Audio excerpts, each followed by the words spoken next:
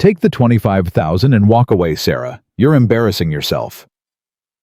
Kevin Mitchell slammed his palm on the attorney's mahogany desk. His face twisted with contempt as he stared at his pregnant sister.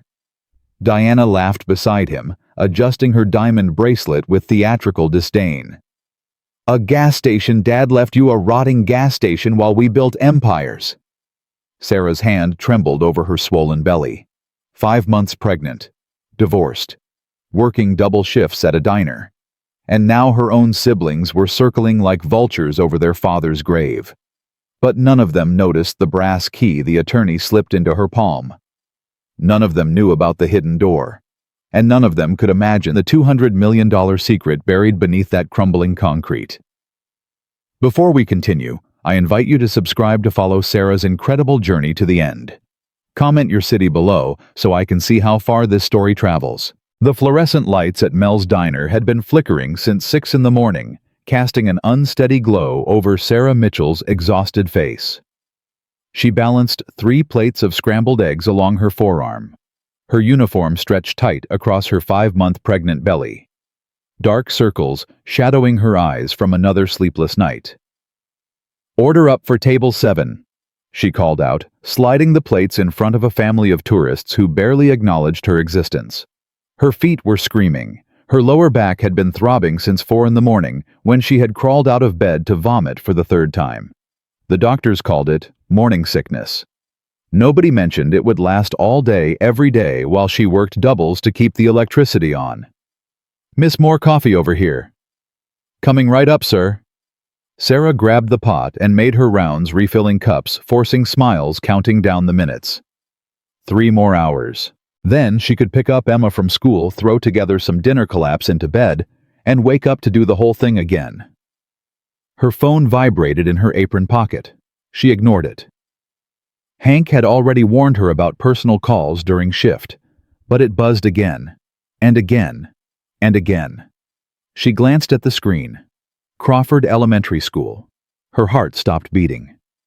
"Excuse me," she mumbled to her table, already moving toward the back hallway. Her fingers were shaking as she answered. "Hello? Mrs. Mitchell.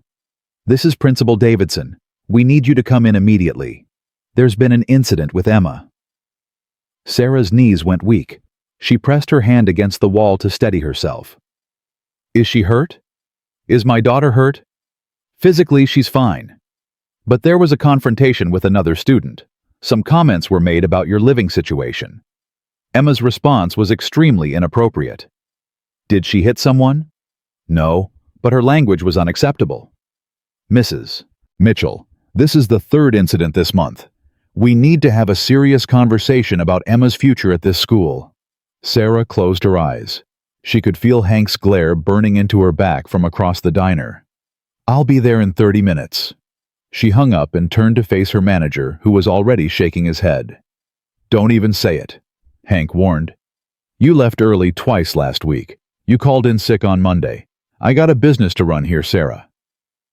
"My daughter's in trouble at school. I have to go." "There's always something with you." His eyes dropped pointedly to her pregnant belly. "Look, I get it. Life dealt you a bad hand, but I can't keep covering for you. You walk out that door right now, I'm cutting your hours next week."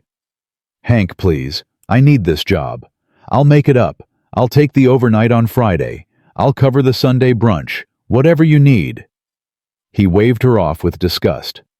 "Fine, go, but Friday overnight and Sunday brunch. No excuses. No call-ins. No emergencies." Sarah was already ripping off her apron, grabbing her purse from the break room, practically running across the parking lot to her ancient Honda Civic. The passenger door was stuck again. She had to climb in through the driver's side hall herself over the center console with her swollen belly and pray the engine would cooperate. It coughed, sputtered, died. "No, no, no! Please, not today!" She tried again. The engine wheezed like a dying animal. "Come on! Come on!" 3rd try. The car shuddered to life.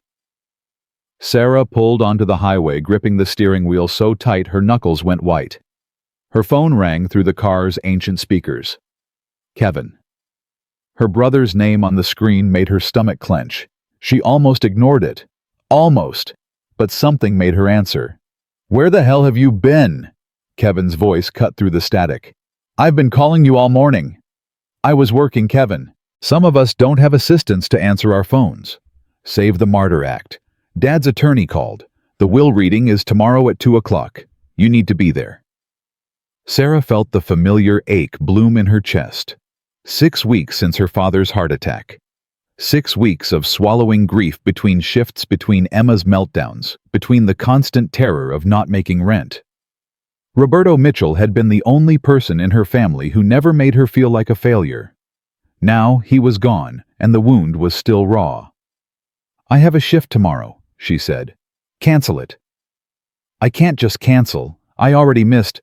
"This is important, Sarah. The whole family will be there. Diana's flying in from Houston. Try not to embarrass us." The whole family. Sarah could picture it already.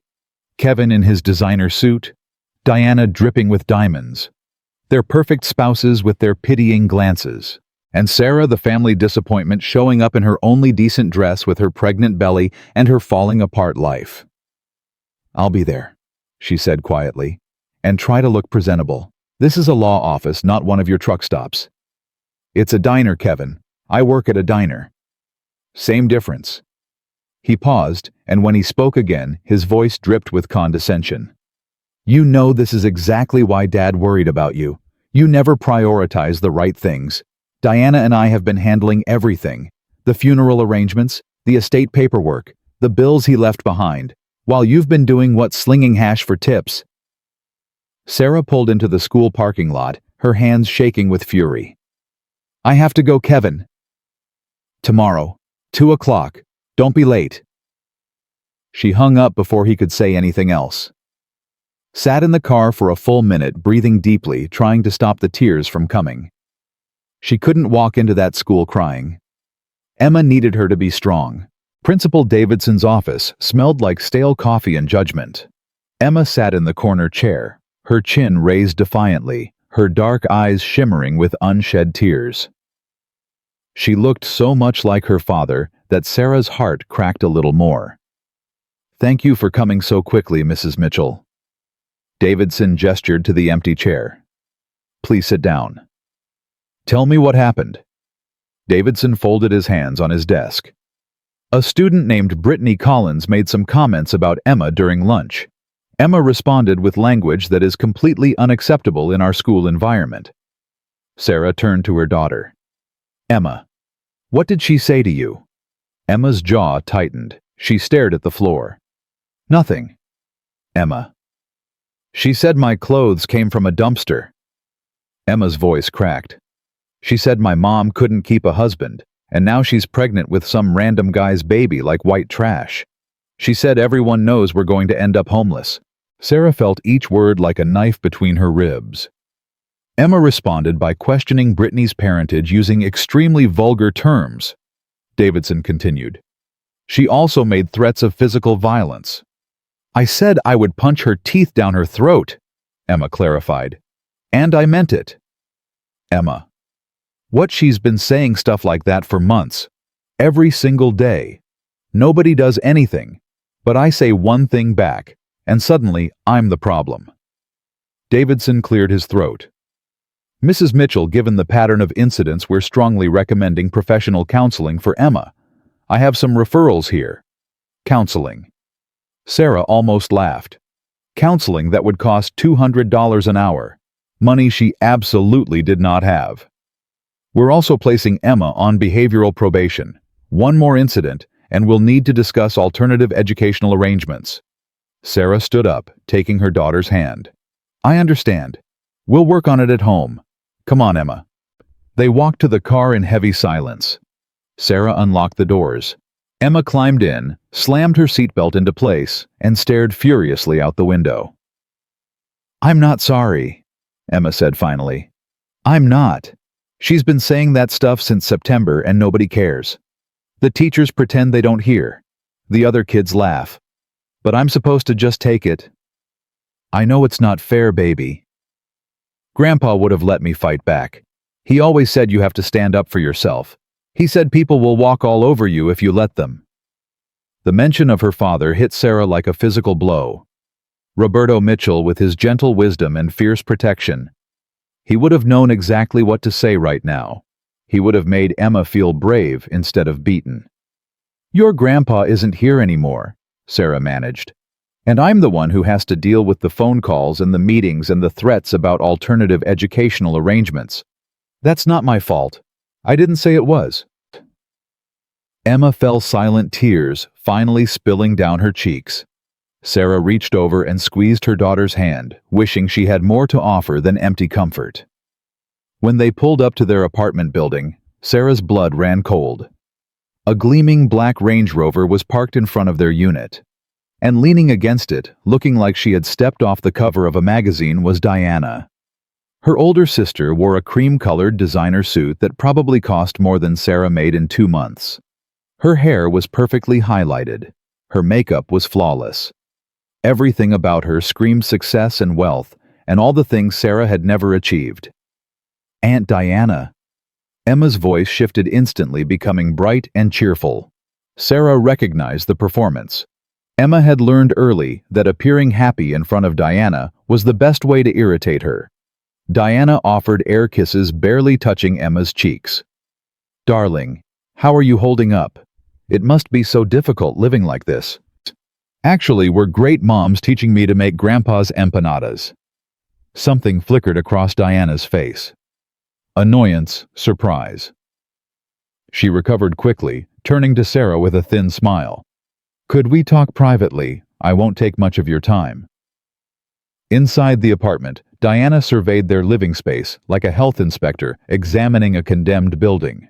Her eyes lingered on the water-stained ceiling, the second-hand furniture, the mismatched dishes in the drying rack, the stack of overdue bills on the kitchen counter. "Emma, honey, go to your room while I talk to your aunt." Once they were alone, Diana set her designer purse on the cleanest surface she could find and fixed Sarah with a look of practiced concern. "Kevin mentioned you were being difficult about tomorrow." "I wasn't being difficult. I was being realistic. I work for a living, Diana. I can't just cancel shifts whenever I feel like it." "It's Dad's will," reading Sarah. "Surely even you can manage to show up for that." Even you. There it was. The phrase that always preceded Diana's most cutting observations.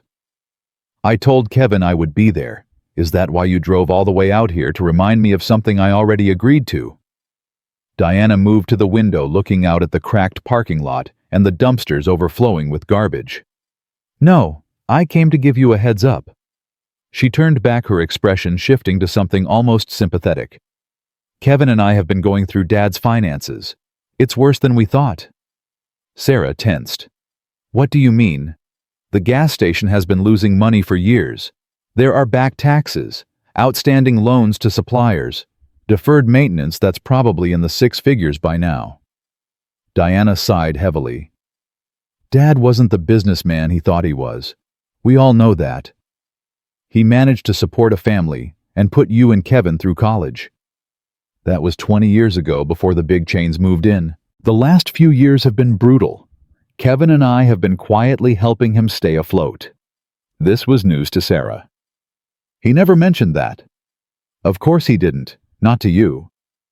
Diana's smile turned knowing. "He always wanted to be your hero, the perfect father. He never wanted you to see him struggle." The words cut deep because they were true. Roberto had spent his entire life protecting Sarah. From Kevin's cruelty. From Diana's condescension. From Jason's betrayal. Even when Sarah made terrible decisions, her father had never judged her. "Why are you telling me this now?" Sarah asked. "Because the estate is going to be complicated. There are debts to settle, property to liquidate. Kevin and I have already retained lawyers and accountants to handle everything." Diana stepped closer, lowering her voice confidentially. "We think it's best if you let us manage the process. You have enough on your plate with the pregnancy and Emma and your job situation. I want to help. He was my father too." "Of course he was. But let's be practical, Sarah. What do you know about estate law? about property assessment, about negotiating with creditors. Diana reached into her purse and pulled out a checkbook. I'm prepared to write you a check right now. $10,000. Consider it an advance on whatever small inheritance might be coming your way. Sarah stared at the checkbook. $10,000. It would cover the medical bills from her pregnancy, 3 months of rent, the car repairs she had been putting off, breathing room she desperately needed. But something about the offer felt wrong. The urgency in Diana's voice, the way her eyes kept darting around the apartment, the casual confidence that Sarah would accept. I'll wait for the will reading, Sarah said. Diana's expression hardened for just a fraction of a second before smoothing back to concern. Fine, have it your way. She tucked the checkbook into her purse. But tomorrow when you hear what Dad actually left behind, remember that Kevin and I tried to help you. She was gone before Sarah could respond, leaving behind the faint scent of expensive perfume and a growing sense of dread. That night, after Emma had finally fallen asleep, Sarah sat at the kitchen table with a cup of tea that had gone cold hours ago. She pulled out the photo album her father had given her last Christmas. So, you remember where you come from, Roberto had said, pressing it into her hands. His English was still accented after 40 years in America. His eyes had been tired, she realized now. Tired in a way she had been too distracted to notice. She flipped through the pages slowly. Roberto, as a young man newly arrived from El Salvador with nothing but dreams and determination, standing proudly outside the gas station the day he bought it in 1985. Sarah, as a toddler, perched on his shoulders laughing at the camera. Birthday parties and graduations and holidays, all documented with obsessive care. The last photo was from Emma's 10th birthday, just 3 months before the heart attack. Roberto's smile looked strained now that Sarah knew to look for it. The fatigue in his eyes that she had somehow missed. What were you trying to tell me, Dad? She whispered to the empty apartment. What didn't you want them to know? Her phone buzzed. A text message from an unknown number. Your father had secrets. Be careful who you trust. Sarah stared at the screen, her blood running cold. She typed back immediately. Who is this? No response. She checked the number, tried calling it, disconnected. Sarah sat in the dark for a long time, the phone clutched in her trembling hand, wondering if she was losing her mind. The next morning came too quickly. Sarah dressed in her only black dress, stretching the fabric carefully over her growing belly. She applied minimal makeup to hide the circles under her eyes and the evidence of another sleepless night. Mrs. Chen is going to stay with you today, she told Emma over breakfast. I'll be back before dinner. Is it about Grandpa's stuff, the will thing? Yes. Emma pushed her cereal around her bowl. Aunt Diana and Uncle Kevin are going to be mean to you. They always are. I can handle them. Grandpa always said you were the strongest one. He said Kevin and Diana were weak because they only cared about money. Emma looked up with fierce eyes. Don't let them push you around, Mom. Sarah hugged her daughter tight, breathing in the smell of her shampoo, feeling the solid warmth of her against her pregnant belly. I won't, baby. I promise. The attorney's office was downtown in one of those glass towers that made Sarah feel small and out of place. She parked her beat-up Honda 3 blocks away, not wanting it anywhere near Kevin's Tesla or Diana's Range Rover. She was checking her reflection in a window when her phone rang. Jason. Her ex-husband's name on the screen made her stomach turn. She considered ignoring it, but knew he would just keep calling. What do you want, Jason? Good morning to you, too. His voice was smooth, that salesman's charm that had fooled her once upon a time.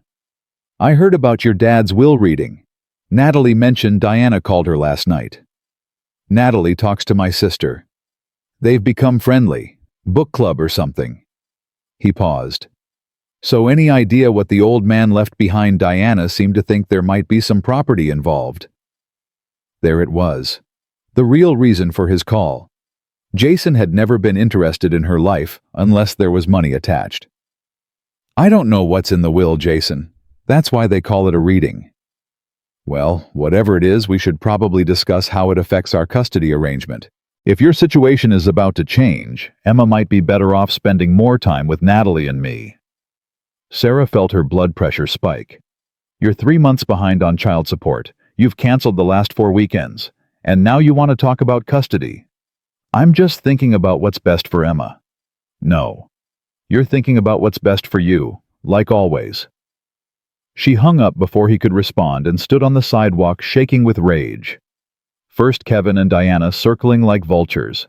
Now Jason sniffing around for scraps. The elevator ride to the 3rd floor felt like ascending to a courtroom. When the doors opened, she saw them immediately. Kevin in his $3,000 suit checking his phone with impatient jabs. Diana whispering something to her husband that made him smirk. Their spouses arranged around them like soldiers in formation. And then there was Sarah, alone, pregnant, in a dress she had bought at Goodwill 5 years ago. Kevin spotted her first. You're late. I'm 3 minutes early. We've been here for 20 minutes. Some of us have schedules to keep. Diana looked her up and down, cataloging every flaw. You look tired, Sarah. Are you sleeping enough? The pregnancy books all say sleep is crucial in the 2nd trimester. Before Sarah could respond, a door opened and a silver-haired man emerged. Michael Reeves, her father's attorney and longtime friend. Sarah. He stepped forward and embraced her warmly, the first genuine kindness she had felt all day. I'm so glad you could make it. Your father spoke about you constantly. He was so proud of you. The simple words nearly broke her composure. She returned the hug, briefly blinking away tears. Thank you, Michael. If everyone will follow me, we're ready to begin. The conference room was formal and intimidating. Long mahogany table, leather chairs, oil paintings of stern-faced lawyers on the walls. Kevin and Diana claimed positions at one end, flanking their spouses like royalty holding court. Sarah sat alone at the opposite end. Thank you all for being here. Reeves began, opening a thick folder. We're here today to discuss the last will and testament of Roberto Enrique Mitchell. I'll keep the legal language to a minimum and focus on the substance of his wishes. Kevin leaned forward aggressively. Before we start, Michael, Diana and I have serious concerns about the validity of this document. Dad's health was declining for months before he died. We have reason to believe he wasn't mentally competent when he made his final decisions. Reeves didn't flinch. I appreciate your concern, Kevin. However, I should inform you that Roberto underwent a comprehensive cognitive assessment just 8 months ago, specifically to address any future challenges to his wishes. The evaluation was conducted by 3 independent physicians. He passed with flying colors. I have the documentation here if you'd like to review it. Kevin's face reddened. Diana placed a hand on his arm, a silent warning. Let's proceed, Reeves continued. I'll begin with the smaller bequests. To Kevin Mitchell, Roberto leaves his collection of vintage automobile manuals and the sum of $50,000. Kevin blinked. $50,000? Where would Dad get that kind of money? Life insurance. He maintained a policy specifically for this purpose. He never mentioned any life insurance to me. He maintained many things privately. Reeves moved on without elaboration. To Diana Mitchell Crawford, he leaves his collection of vinyl records and the sum of $50,000. Diana exchanged a sharp glance with her husband. The records are worthless clutter, but the money is unexpected. Sarah sat quietly, her hands folded over her belly. She expected nothing. Perhaps a keepsake, a piece of jewelry that had belonged to her mother, some small memento to remember him by. She was not prepared for what came next. Reeves cleared his throat and looked directly at her. To Sarah Mitchell, Roberto leaves Lone Star Gas and Convenience Station and all its contents. This includes the attached apartment, all inventory, all equipment, and any additional assets associated with the property. The room went completely silent. Then Kevin laughed. A harsh, ugly sound. The gas station. He left her the gas station. Diana's face had gone pale, then flushed an angry red. Michael, This is insane. That property is prime commercial real estate. The land alone is worth at least $300,000. Meanwhile, Kevin and I get $50,000 each in cash. This is completely unbalanced. Roberto was very specific about his wishes. Reeves replied calmly. The gas station goes to Sarah, along with everything inside it. Kevin shoved back from the table, his chair scraping loudly against the floor. This is absurd. Sarah knows nothing about running a business. She's a waitress. She's pregnant with God knows whose baby. She can barely manage her own life, let alone a commercial property. Dad must have been out of his mind, Diana added. We'll contest this. We'll get doctors to testify about his declining mental state. You're welcome to try, Reeves said, his voice hardening. But I should warn you that Roberto anticipated exactly this response. He left detailed video testimony explaining his reasoning. He also left sworn statements from his physicians confirming his mental competency. Any legal challenge will be expensive, time-consuming, and ultimately unsuccessful. Diana turned on Sarah, her eyes blazing with fury. What did you do? How did you convince him to do this? I didn't do anything. I had no idea. Right. You had no idea your struggling father was going to leave you his only valuable asset while cutting Kevin and me out with pocket change. $50,000 is not pocket change, Diana. It is compared to a commercial property. That land is worth a fortune. The development rights alone. She stopped herself, but not quickly enough. Sarah stared at her sister. Development rights? You've already been looking into selling his property. Kevin stepped in smoothly. We were just doing our due diligence, preparing for all possibilities. Unlike some people, we actually understand how estates work. If I may continue, Reeves interrupted firmly. There is one more item. Roberto left a letter to be read aloud to all of you. He picked up a handwritten page. Sarah recognized her father's careful script immediately, and her eyes filled with tears. My dear children, Reeves read, if you are hearing these words, then I have passed on to whatever comes next. I hope it is somewhere with good fishing and better coffee. Despite everything, Sarah smiled. That sounded exactly like her father. I know my decisions about Lone Star may surprise you, perhaps even anger you, but I have thought about this carefully, and I am confident I am making the right choice. Kevin, Diana. You have built successful lives. You have wealth and status and security. You have achieved everything our society says you should achieve. You do not need a struggling gas station.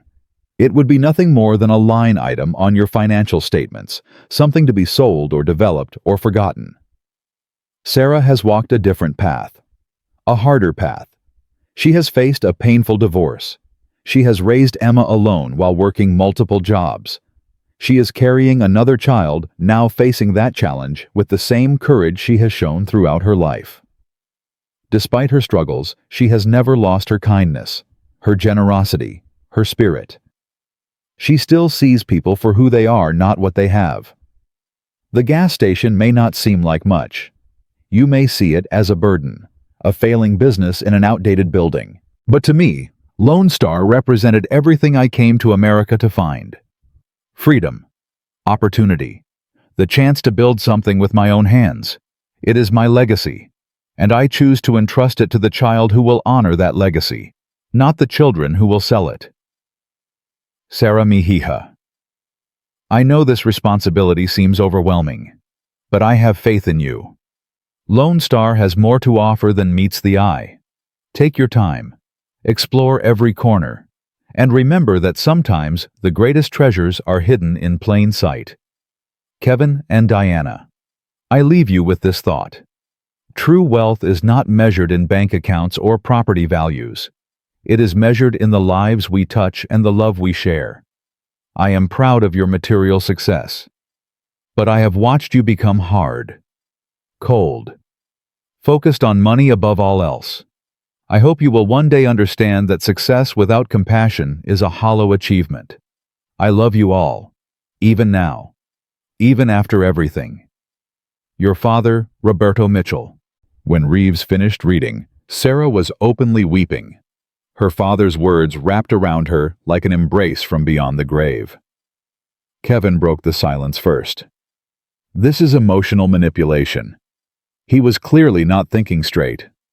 The letter was written 8 months ago, Reeves said, when he was in perfect health and full possession of his faculties.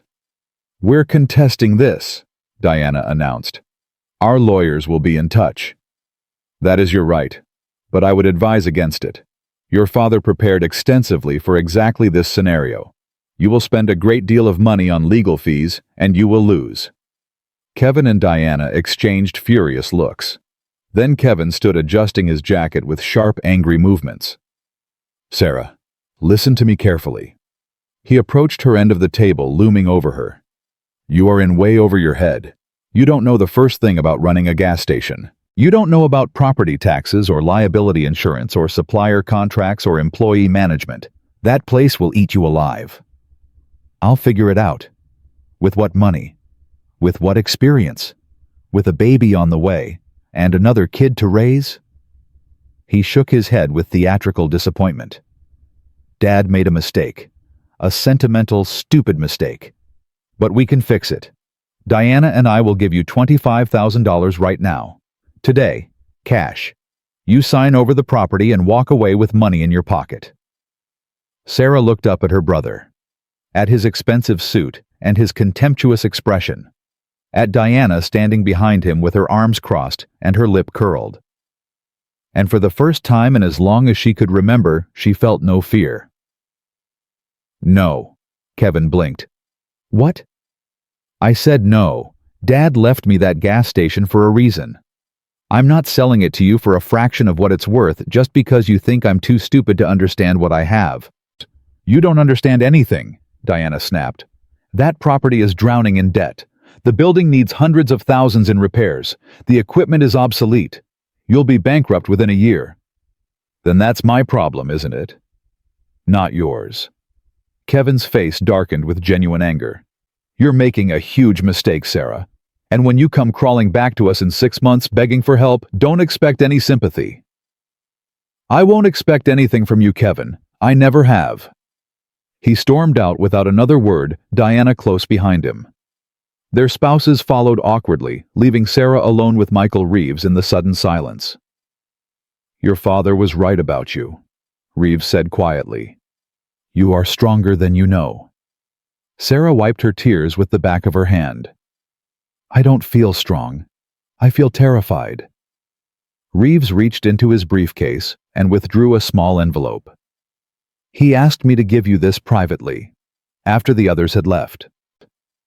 Sarah accepted the envelope with trembling hands. Inside was a key. Old, heavy, brass. And a note in her father's familiar handwriting. Some doors are hidden in plain sight. Look with your heart, not just your eyes. Love always, Dad. Sarah stared at the cryptic message, a chill running down her spine. Do you know what this means? Reeves shook his head. Roberto said you would understand when the time was right. He was a man of many mysteries, your father. More than any of us knew. Sarah tucked the key and the note into her purse. Thank you, Michael, for everything. She drove home in a daze, her mind spinning with questions. What had her father meant about hidden doors? What treasures was she supposed to find? And why had he been so certain that she was the right person to inherit his legacy? When she arrived at the apartment, Mrs. Chen reported that Emma had been perfect. Sarah thanked her and sent her home with $20 she couldn't really afford. Emma was waiting at the kitchen table, her homework spread out in front of her, but her eyes were fixed on her mother's face. What happened? What did Grandpa leave you?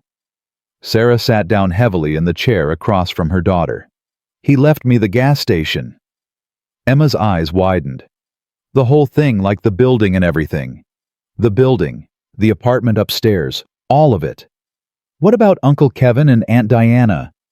They each got $50,000. Emma processed this for a moment. Then a slow smile spread across her face. They must be so mad. They're furious. Good. Emma's smile widened. Grandpa knew what he was doing. He always said they only cared about money. He said you were different." Sarah pulled her daughter into a hug, feeling tears threatening again. "I don't know if I can do this, baby. I don't know anything about running a gas station." Grandpa didn't know anything either when he started. He told me once that he came here with like $100 and couldn't even speak English, and he built that whole place by himself. Emma pulled back, her expression fierce. "You can do this, Mom. I know you can." That night, after Emma was asleep, Sarah sat alone in the darkness, turning the brass key over in her hands. Her phone sat on the table beside her, the mysterious text message still unanswered. "Your father had secrets. Be careful who you trust." Who had sent it? How did they know about her father, and what secrets were they referring to? She picked up the phone and called Michael Reeves. "Sarah, is everything all right? Michael, did my father ever say anything to you about secrets about things he was involved in that the rest of us didn't know about?" There was a long pause on the other end of the line. "Your father was a private man. He shared very little about his life before he came to America, and there were aspects of his current life that he kept carefully guarded." "What kind of aspects?" Another pause. "He had regular visitors at the gas station, people who didn't seem like typical customers. They would arrive at strange hours, stay briefly, and leave. I asked him about it once. He just smiled and said that Lone Star served many purposes." Sarah's heart was pounding. "What does that mean?" "I don't know. But your father was not a simple man, Sarah. There were layers to him that I think even your mother never fully understood." He paused again. "Go to the gas station. Look around. Take your time. Your father wanted you to discover whatever is there. He trusted you with his legacy for a reason." Sarah hung up and sat in the darkness for a long time, the brass key pressing against her palm. The next morning, she dropped Emma at school and drove to the outskirts of town, to Lone Star Gas and Convenience Station. She hadn't been there in months. Roberto always came into her understanding that between work and Emma and the pregnancy, she had no time or energy for the 30-minute drive. Now, pulling into the cracked concrete lot, she saw the place with new eyes. It was worse than she remembered. The famous Texas star on the sign had faded to almost nothing. Only one of the two pumps appeared functional. The windows were covered with advertisements that had to be at least 5 years old. But there was something else. Something she hadn't noticed before. 2 cars were parked behind the building. One was a black sedan with government plates. The other was a silver SUV with tinted windows. Sarah sat in her car watching, waiting. After 10 minutes, 2 men emerged from the back door of the gas station. One was tall and silver-haired, wearing an expensive suit. The other was shorter, stockier, with a military bearing. They walked to their respective cars without speaking, glanced in her direction, and drove away. What was going on? Sarah waited another 5 minutes before getting out of her car. Her heart was hammering as she approached the front door, fishing the regular keys from her purse. The bell jingled overhead as she stepped inside. And there it was, the smell of her childhood. Motor oil and coffee and Old Spice, and something indefinably her father. The tears came before she could stop them. "Dad," she whispered to the empty store, "what were you mixed up in?" She walked slowly through the space, trailing her fingers along dusty shelves. The store was smaller than she remembered, shabbier, but the memories were everywhere. Sitting on that counter as a little girl, learning to stock those shelves as a teenager. Bringing Emma here when she was small, watching her chase butterflies in the parking lot while Roberto slipped her candy. The apartment upstairs surprised her. It was cramped but well-maintained.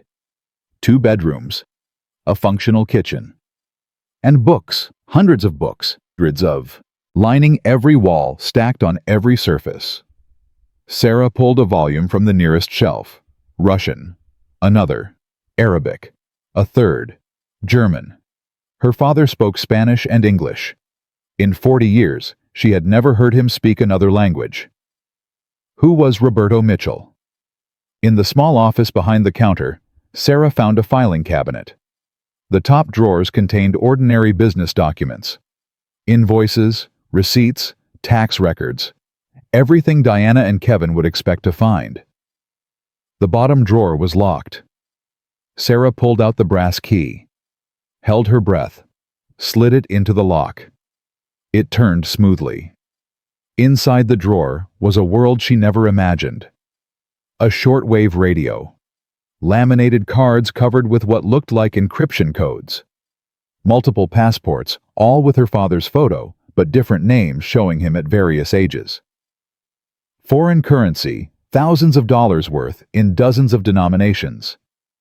And a leather-bound journal filled with writing in a code she couldn't decipher. Sarah's hands were shaking so badly she could barely hold the journal. This was not the life of a simple gas station owner. This was something else entirely. At the very bottom of the drawer, she found a photograph.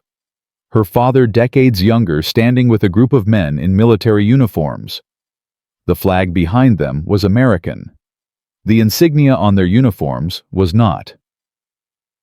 "What were you, Dad?" she breathed. A sound from the front of the store made her freeze. The bell. Someone had just walked in.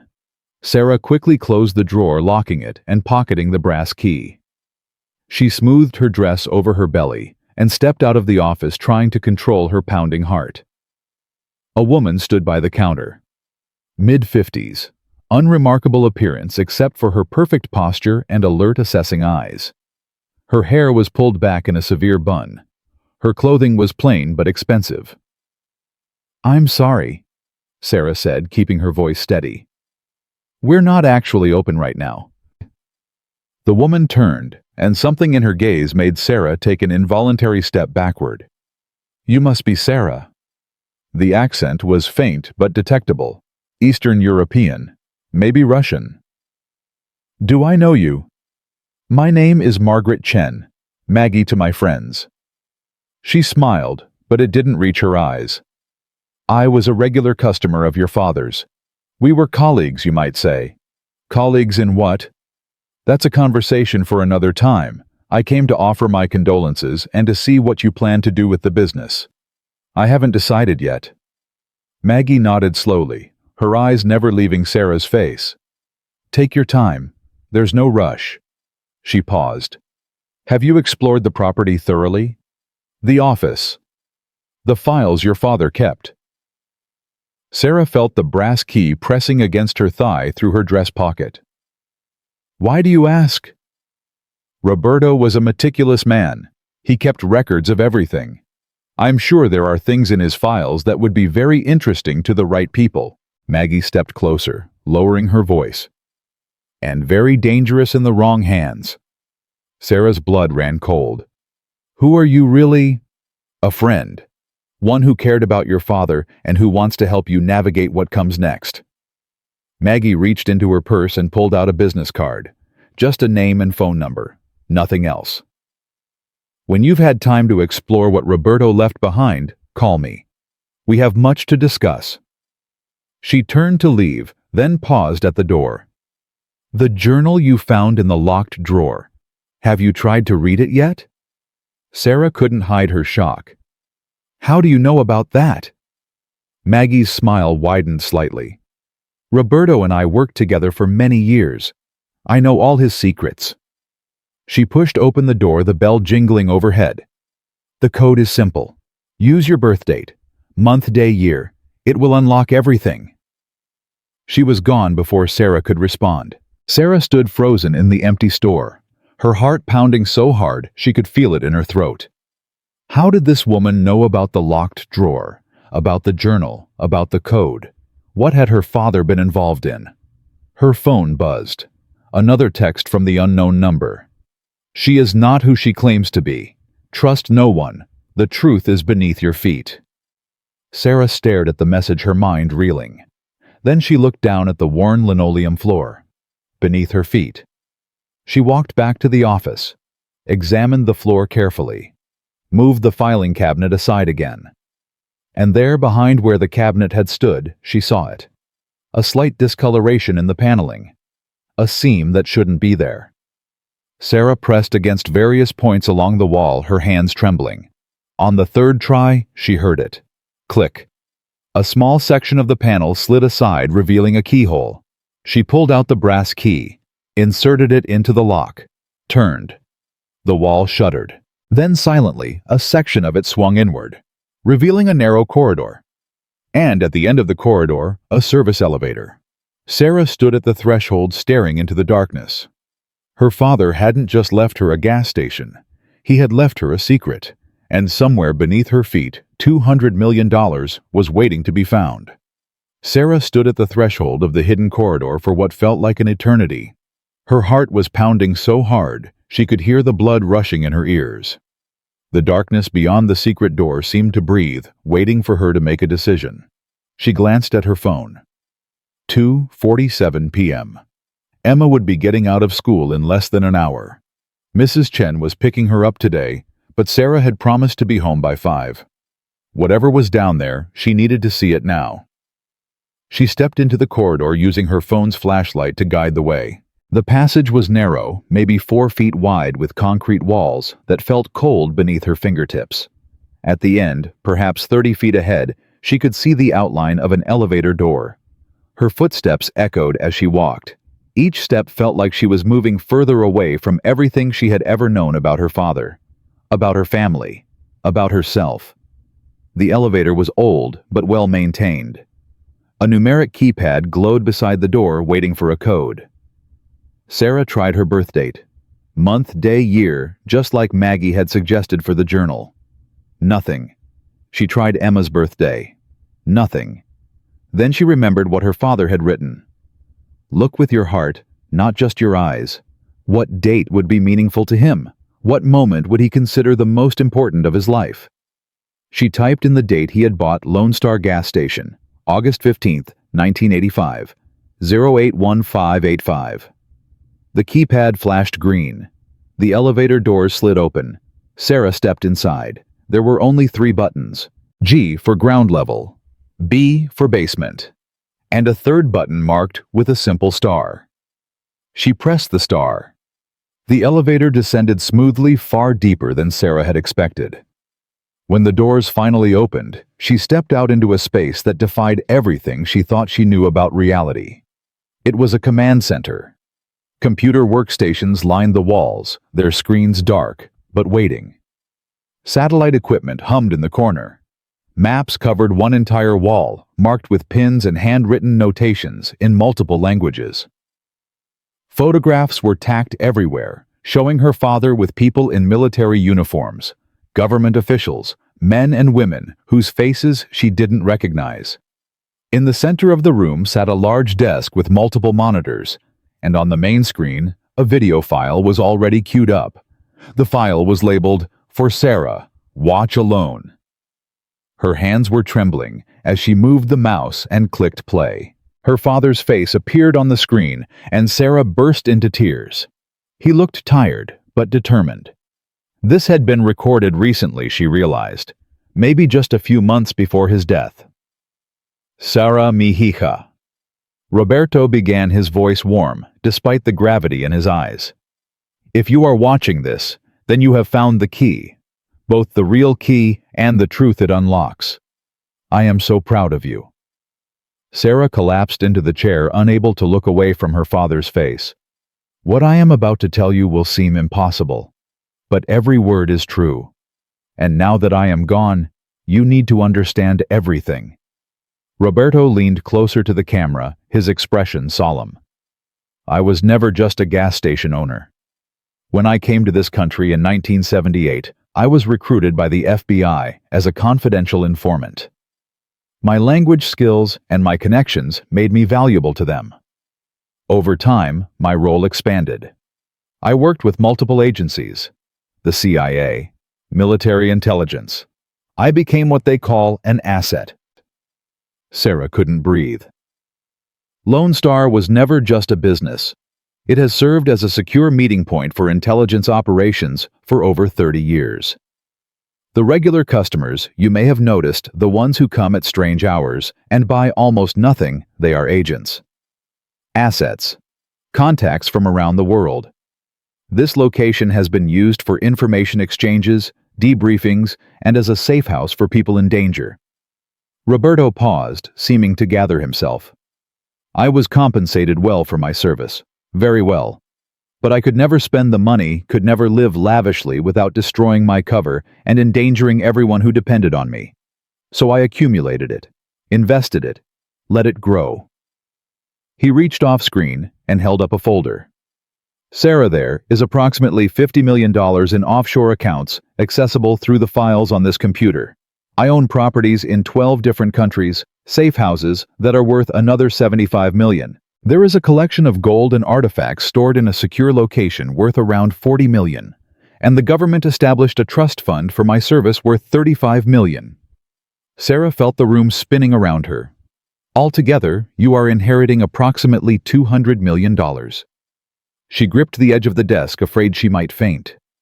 I know this is overwhelming. I know you have questions. But there is more you need to understand. Roberto's expression darkened.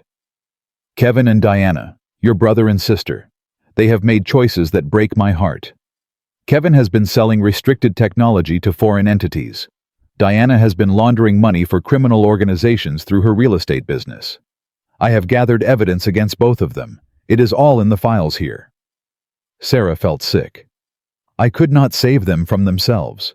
But I could ensure that my life's work, my legacy, would not fall into their corrupted hands. That is why I left everything to you. Not because I love you more, but because you are the only one I can trust. Tears were streaming down Sarah's face. There is a woman named Margaret Chen. You may have already met her. She has been watching over you since my diagnosis. She was my handler for many years, and now she will be yours. Trust her. She will help you navigate what comes next. Roberto leaned back, his eyes glistening.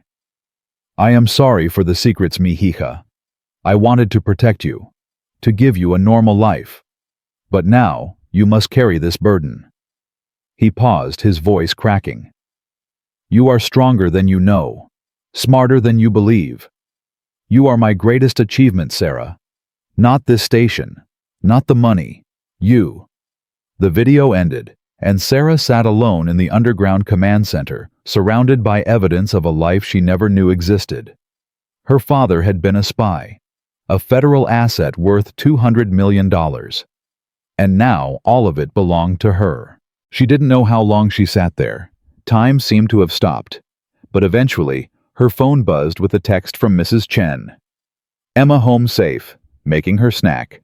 Take your time. Sarah looked around the room, trying to process everything. The monitors, the maps, the photographs of her father with government officials, the files that apparently contained evidence against her own siblings. She needed to get home. She needed to think. She needed to understand what all of this meant. But first, she needed to see those files. She turned to the main computer and began navigating through folders. Financial records, property deeds, investment statements. The numbers were staggering. Account after account, each containing more money than she had ever dreamed of. And then she found the folder labeled Family.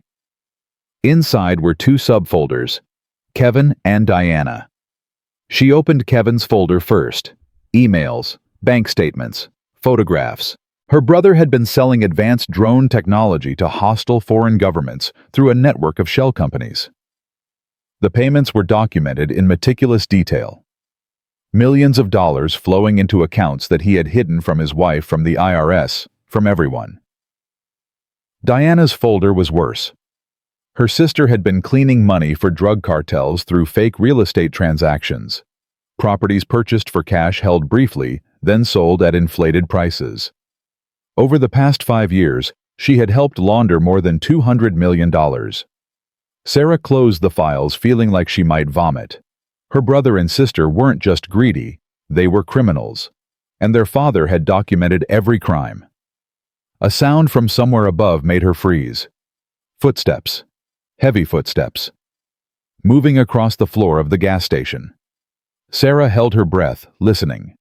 The sound grew louder, then stopped directly above her head. Whoever was up there was standing in the office, right above the hidden entrance. Her phone buzzed. A text from an unknown number. "They found you. Get out now." Sarah's blood turned to ice. She grabbed her phone and moved toward the elevator. But before she could press the button, she heard something else. Voices. Multiple voices, muffled but urgent. "Check behind the cabinet," a man's voice ordered. The old man had to have hidden something in here. "There's nothing, just a wall." "Look harder. He wouldn't have kept it all upstairs." Sarah backed away from the elevator. If she went up now, she would walk directly into whoever was searching the office. She looked around the command center frantically. There had to be another way out. In the corner, she spotted a door she hadn't noticed before. Small, almost hidden behind a bank of equipment. She moved toward it, trying to keep her footsteps silent. The door opened onto a narrow tunnel. Emergency lighting flickered on automatically, revealing a passage that seemed to stretch into the darkness. Sarah didn't hesitate. She stepped into the tunnel and started running. She ran for what felt like hours, but was probably only minutes. The tunnel curved and twisted, taking her further from the gas station, deeper into the earth. Finally, she emerged through a concealed hatch in the floor of an abandoned building 3 blocks away. She gasped for air, her hands on her knees, her pregnant belly making every breath harder than it should be. Her phone buzzed again. "You are safe for now. Call this number when you are home." A phone number followed. Different from Maggie Chen's. Different from any number she recognized. Sarah called a cab and went straight to Mrs. Chen's apartment. She collected Emma, forcing herself to smile, forcing herself to act normal, even as her entire world crumbled around her. "You look pale," Mrs. Chen observed. "Are you feeling all right, the baby?" "Just tired. Thank you so much for watching her." At home, Sarah locked every door and window. She checked every room, every closet, every space where someone might hide. Only when she was certain they were alone did she finally let herself collapse. "Mom." Emma was watching her with worried eyes. "What's wrong? Did something happen at Grandpa's gas station?" Sarah pulled her daughter into a fierce hug. "Everything is going to be okay, baby. I promise." "You're scaring me." "I know. I'm sorry. I just love you so much." Sarah pulled back, forcing a smile. "How about pizza for dinner? We can order from that place you like." Emma didn't look convinced, but she nodded. "Okay. But you have to tell me what's going on eventually. Grandpa always said secrets were poison." Secrets were poison. Roberto Mitchell had been full of poison, it turned out. An entire life built on secrets that Sarah was only beginning to uncover. At 9:47 p.m., after Emma had finally fallen asleep, Sarah retrieved the mysterious phone number and called. It rang twice before a familiar voice answered. "I was wondering when you would call." Sarah's grip tightened on the phone. "Maggie?" "Yes, I gave you a different number for emergency contacts. The one on my business card may be compromised." "Someone was at the gas station today. They were searching the office, looking for the hidden room." "I know. I was monitoring the situation." How do you know what's happening there?" "There are cameras throughout the property. Your father installed them years ago. I have remote access." Maggie paused. "Did they find the entrance?" "No. I got out through the emergency tunnel." "Good. Your father built that tunnel specifically for situations like this." Another pause. "Sarah, the men who were searching the station work for an organization that your father helped dismantle 15 years ago. They believe he kept evidence that could destroy what's left of their network." "Are they going to come back?" "Almost certainly, which is why we need to talk about your security and your siblings." Sarah felt ice form in her stomach. "What about Kevin and Diana?"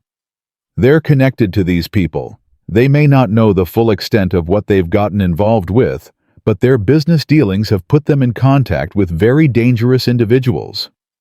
Maggie's voice hardened. "Your father documented everything. He was building a case against them, preparing to turn over evidence to federal authorities. His death interrupted that plan." "Are you saying my brother and sister are working with the people who broke into the gas station?" Not directly, but their interests are aligned. Kevin wants whatever your father was hiding because he knows it could expose him. Diana wants the property sold quickly before anyone looks too closely at the financials. And the organization, they want the evidence destroyed before it reaches the FBI. Sarah closed her eyes, trying to process the enormity of what she was hearing. What am I supposed to do? For now, stay home. Don't go back to the gas station alone. Tomorrow morning, I'll send a security team to assess your apartment and install some protective measures. Security team Maggie, I'm a waitress. I can't afford... You're not a waitress anymore, Sarah. You're the heir to a $200 million fortune and a critical intelligence asset. Your father's network will protect you, but you need to let us. Sarah wanted to argue, wanted to insist that this was all some kind of mistake, but the evidence was undeniable. The underground command center, the files, the video of her father explaining everything. Okay, she said finally. What happens tomorrow? Tomorrow we begin your education. There's a great deal you need to learn and not much time to learn it. Your siblings are already making moves against you. What kind of moves? Kevin has retained a private investigation firm to dig into your father's background. Diana has contacted 3 different developers about purchasing the gas station property. And your ex-husband has filed an emergency motion regarding custody of Emma. Sarah's blood ran cold. Jason filed for custody since when? This afternoon. The filing specifically mentions your erratic behavior, your intention to relocate to a dilapidated commercial property, and your inability to provide a stable environment for your daughter.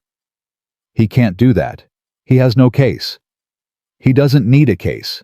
He just needs to create enough chaos to pressure you into selling the gas station quickly. Maggie paused. Sarah, they're working together. Kevin, Diana, and Jason. They've been coordinating since the will reading. My own family is conspiring against me. Your family stopped being family the moment they chose money over loyalty. Your father saw it years ago. That's why he protected you from them. Sarah thought about Kevin's sneer at the attorney's office, Diana's fake sympathy, Jason's sudden interest in custody. What do they think is at the gas station? What do they think they're going to find? They know there's something valuable there. They don't know about the underground facility or the extent of your father's work, but they suspect he was hiding assets. Kevin probably thinks there's cash. Diana probably thinks there are documents proving the property is worth more than appraised. Maggie paused. They have no idea about the $200 million, not yet. Sarah stood at her kitchen window, looking out at the parking lot below. Was someone watching her right now? Were there eyes in the darkness tracking her every move? Maggie, I need to ask you something. Go ahead. The texts I've been receiving, the ones from unknown numbers, are those from you? Silence on the other end of the line. Maggie. Some of them are from me, others are not. Who else would be texting me? I don't know yet. That's one of the things we need to figure out. Maggie's voice dropped. Your father had contacts we never knew about, friends in places we couldn't see. It's possible one of them is trying to help you. Or it's possible someone is trying to manipulate me. Also possible, which is why you need to be extremely careful. Trust no one completely, not even me. Sarah laughed bitterly. That's comforting. It's realistic. Your father survived for 40 years in this world by never fully trusting anyone. You need to develop the same instincts. After hanging up, Sarah checked on Emma one more time. Her daughter was sleeping peacefully, clutching the stuffed bear her grandfather had given her years ago. Innocent of the chaos swirling around them, Sarah made a decision. She returned to the kitchen table and opened her laptop. Using the passwords she had memorized from the command center's computer, she accessed a series of encrypted files her father had prepared. For the next 3 hours, she read. She learned about the organization her father had helped destroy, a network of arms dealers and intelligence brokers who had operated across 3 continents. Her father's information had led to dozens of arrests, the seizure of hundreds of millions in assets, and the dismantling of their primary operations. But some had escaped. Some had rebuilt. And now they wanted revenge. She learned about Kevin's involvement. Her brother had stumbled into their orbit through a business contact 3 years ago. He thought he was making legitimate technology sales. By the time he realized the truth, he was in too deep to get out. She learned about Diana's role. Her sister's real estate firm had been used as a laundering mechanism for nearly 5 years. Diana knew exactly what she was doing and had gotten rich from the arrangement. And she learned about Natalie Jason's new wife. Sarah's blood froze as she read the file. Natalie Hayes, born Natalia Voronova, former employee of a foreign intelligence service. She had targeted Jason specifically because of his connection to the Mitchell family. Her mission was to monitor Roberto's activities and, if possible, gain access to his intelligence network. Jason didn't know. He had no idea that his wife was a foreign operative who had married him as part of an intelligence operation. Sarah closed the laptop, her mind reeling. Her brother was a traitor. Her sister was a criminal. Her ex-husband's wife was a spy. And someone had broken into her father's gas station, looking for evidence that could expose them all. She was completely alone. No, that wasn't true. She had Maggie. She had her father's network. She had $200 million and information that could destroy her enemies. And she had Emma, the one person in the world who still looked at her with unconditional love. Sarah wasn't going to run. She wasn't going to hide. She wasn't going to let them win. Her phone buzzed one more time. A text from an unknown number. Your father chose well. Now prove him right. At 6:15 a.m., Sarah's phone rang. Maggie's emergency number. There's been a development, Maggie said without preamble. Someone tried to pick up Emma from school yesterday. Sarah's heart stopped. What? She was with Mrs. Chen all afternoon. This was before Mrs. Chen arrived. A woman approached the school office claiming to be your cousin. She said there was a family emergency and she needed to collect Emma immediately. I don't have a cousin in Texas. I know. The school followed protocol and refused to release her without verification. They called you, but you didn't answer. Sarah remembered. She had been underground watching her father's video learning about $200 million. Who was she? The woman who tried to take Emma.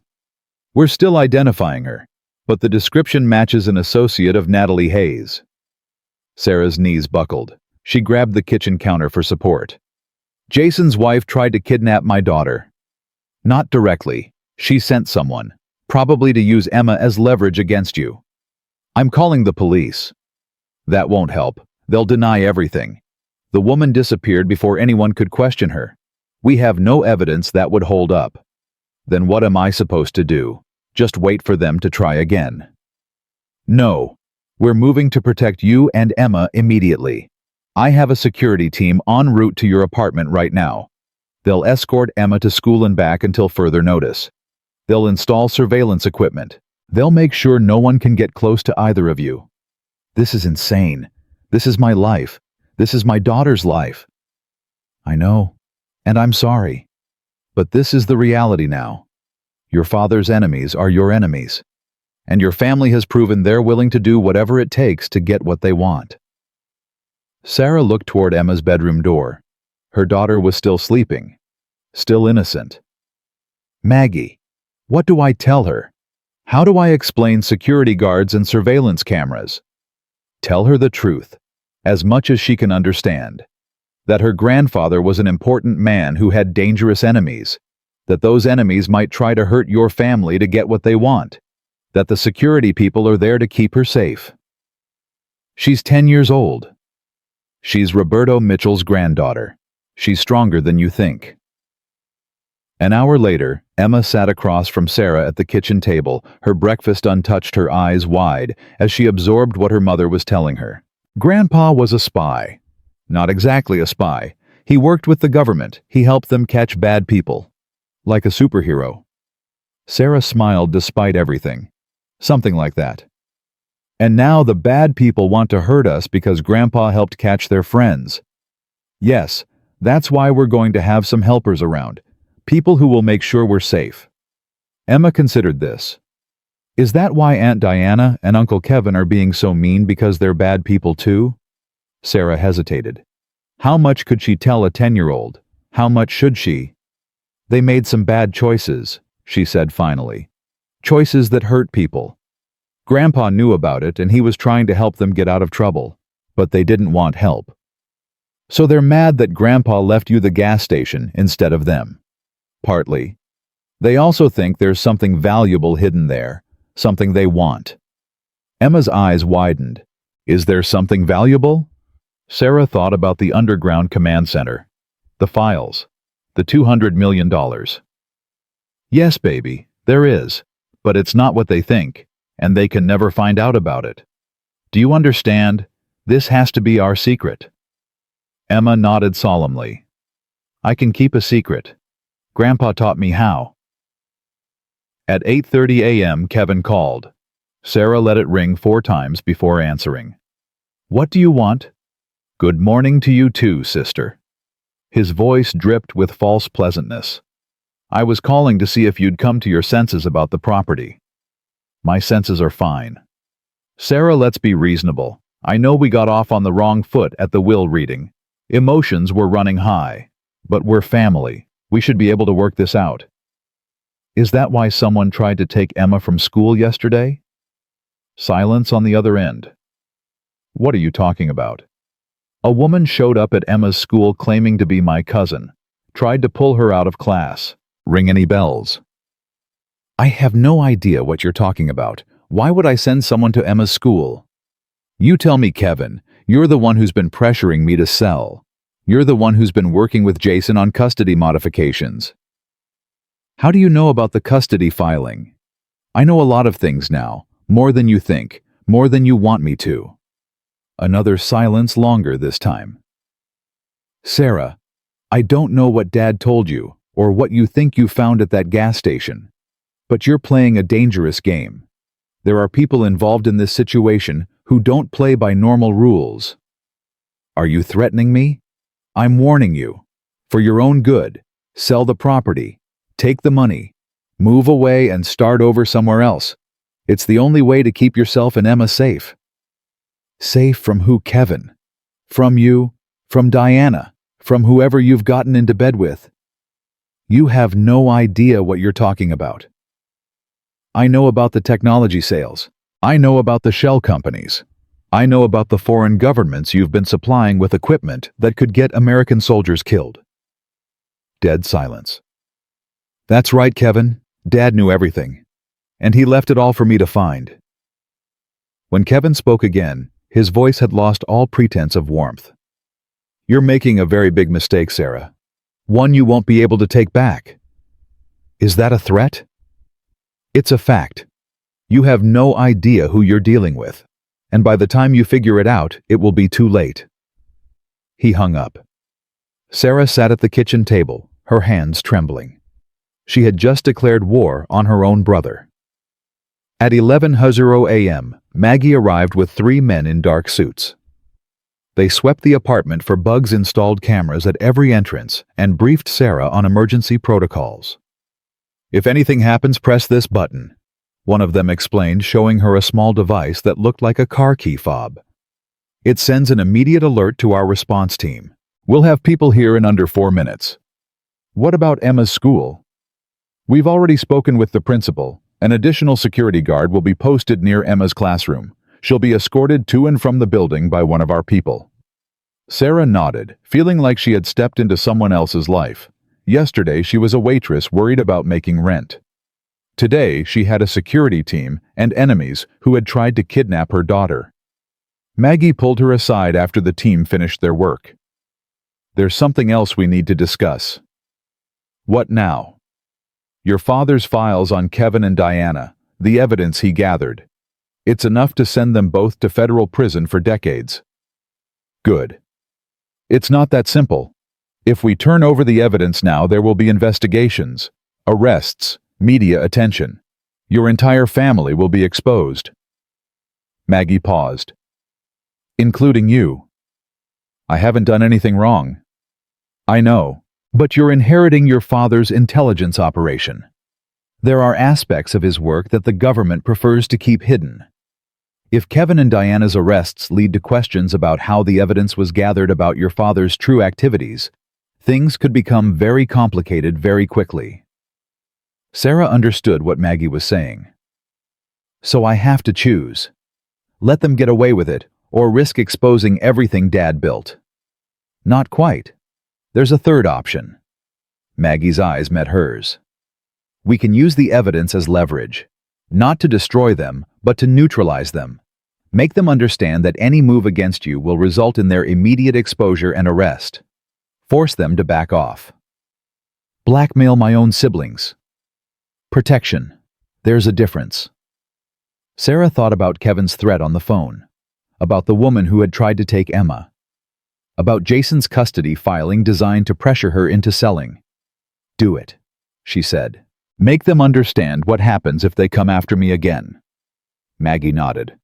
I'll arrange a meeting, tomorrow, all three of you, neutral territory.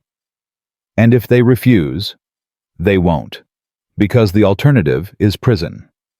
At 3:15 p.m., Sarah received a call from an unknown number.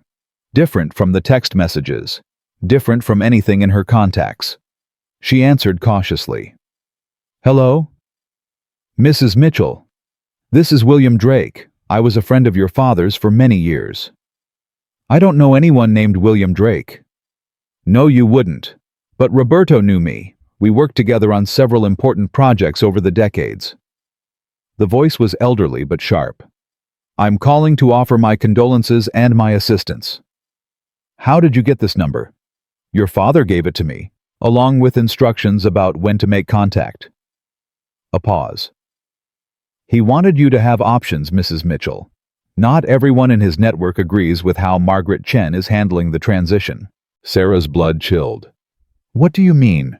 I mean that Maggie has her own agenda, her own priorities. They may not align perfectly with yours. Another pause. Your father trusted her, but he didn't trust anyone completely. He would have wanted you to have other resources. What kind of resources? Meet me tomorrow morning, 8 o'clock. There's a coffee shop called The Daily Grind on 4th Street. I'll be wearing a blue tie. Before Sarah could respond, he added, Don't tell Maggie about this call. Not yet. Let's talk first. The line went dead. Sarah stared at her phone, her mind racing. Who was William Drake? Was he really a friend of her father's, or another enemy trying to manipulate her? And why didn't he want Maggie to know? At 4:30 p.m., Jason called. We need to talk about the custody motion, he said, his voice uncharacteristically nervous. There's nothing to talk about. You're going to withdraw it. Sarah, listen to me. I didn't want to file. Diana said it would help motivate you to... He stopped himself. To what, Jason? To sell the gas station. To hand over whatever Dad left behind. I don't know what's going on. Diana called me last night. She was upset about something. She said you were being difficult and that we needed to apply pressure. So you filed for custody of our daughter as a pressure tactic. I know it sounds bad, but I didn't think... You never think, Jason. That's your problem. You just do whatever someone tells you to do. Sarah's voice hardened. Withdraw the motion by end of business tomorrow, or I start making calls. Calls to who? To people who would be very interested to know about your wife's real background. Silence. What do you mean her real background? Ask Natalie about her birth name. Ask her about the agency she worked for before she met you. Ask her why she targeted you specifically. Sarah paused. Or don't. Maybe ignorance is bliss. Sarah, what are you talking about? Natalie is a marketing consultant. She's from Minnesota. No, Jason, she's not. And deep down I think you know something was always off about her. About how fast she moved, how interested she was in our family, how many questions she asked about Dad. Sarah could hear him breathing heavily on the other end of the line. I have to go, he said finally. But Sarah, if what you're saying is true... It's true. All of it. Withdraw the motion, Jason, and then start thinking very carefully about who you married and why. She hung up before he could respond. At 7:30 p.m., Emma was doing homework at the kitchen table when she looked up suddenly. "Mom, there's someone outside our window." Sarah moved quickly to the glass, peering into the darkness of the parking lot. A figure stood beneath the streetlight, looking directly up at their apartment. It was Kevin. He stood there for a full minute, not moving, just staring. Then he pulled out his phone, typed something, and walked away. Sarah's phone buzzed. "Last chance. Sell the station. Take the money. Disappear. This is not a game you can win." Sarah looked at her daughter, at the fear in her young eyes, at the innocence that was slipping away moment by moment. Then she typed her response. "I'm not selling. I'm not running. And if you come near my daughter again, I will destroy you." She pressed send and watched Kevin's figure stop in the parking lot. Saw him read the message. Saw his shoulders stiffen with rage. Then he got in his car and drove away.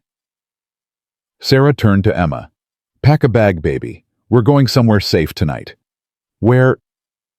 Sarah thought about the apartment above the gas station, about the underground command center, about the security that her father had built over 40 years. "We're going home," she said, "to Grandpa's real home."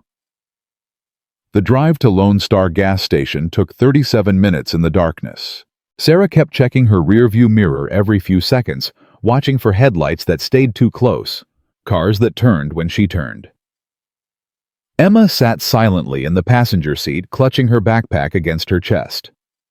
She hadn't asked any questions since they left the apartment.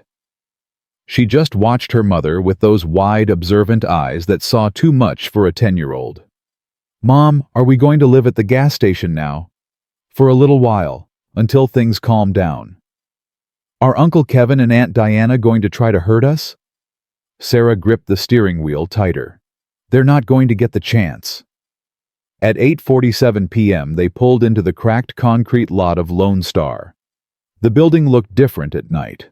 Darker, more mysterious. Like it was keeping secrets even from the stars. Sarah's phone buzzed as she parked. "Maggie. I see you've arrived. Good decision. The apartment upstairs is more secure than your old place. I've already activated the perimeter systems." Perimeter systems. Your father installed motion sensors, cameras, and silent alarms throughout the property years ago. Anyone approaches without authorization will know immediately. Sarah exhaled slowly. "Thank you, Maggie." "Don't thank me yet. Tomorrow is going to be difficult. The meeting with your siblings is set for 2 o'clock. I'll send you the location in the morning. I'll be there. Sarah." Maggie paused. "Whatever they say tomorrow, whatever they threaten, remember that you hold all the cards now. They just don't know it yet." The apartment above the gas station was smaller than Sarah remembered, but cleaner than she expected. Someone had been here recently. Fresh sheets on the beds, food in the refrigerator, towels in the bathroom. "Did Maggie do this?"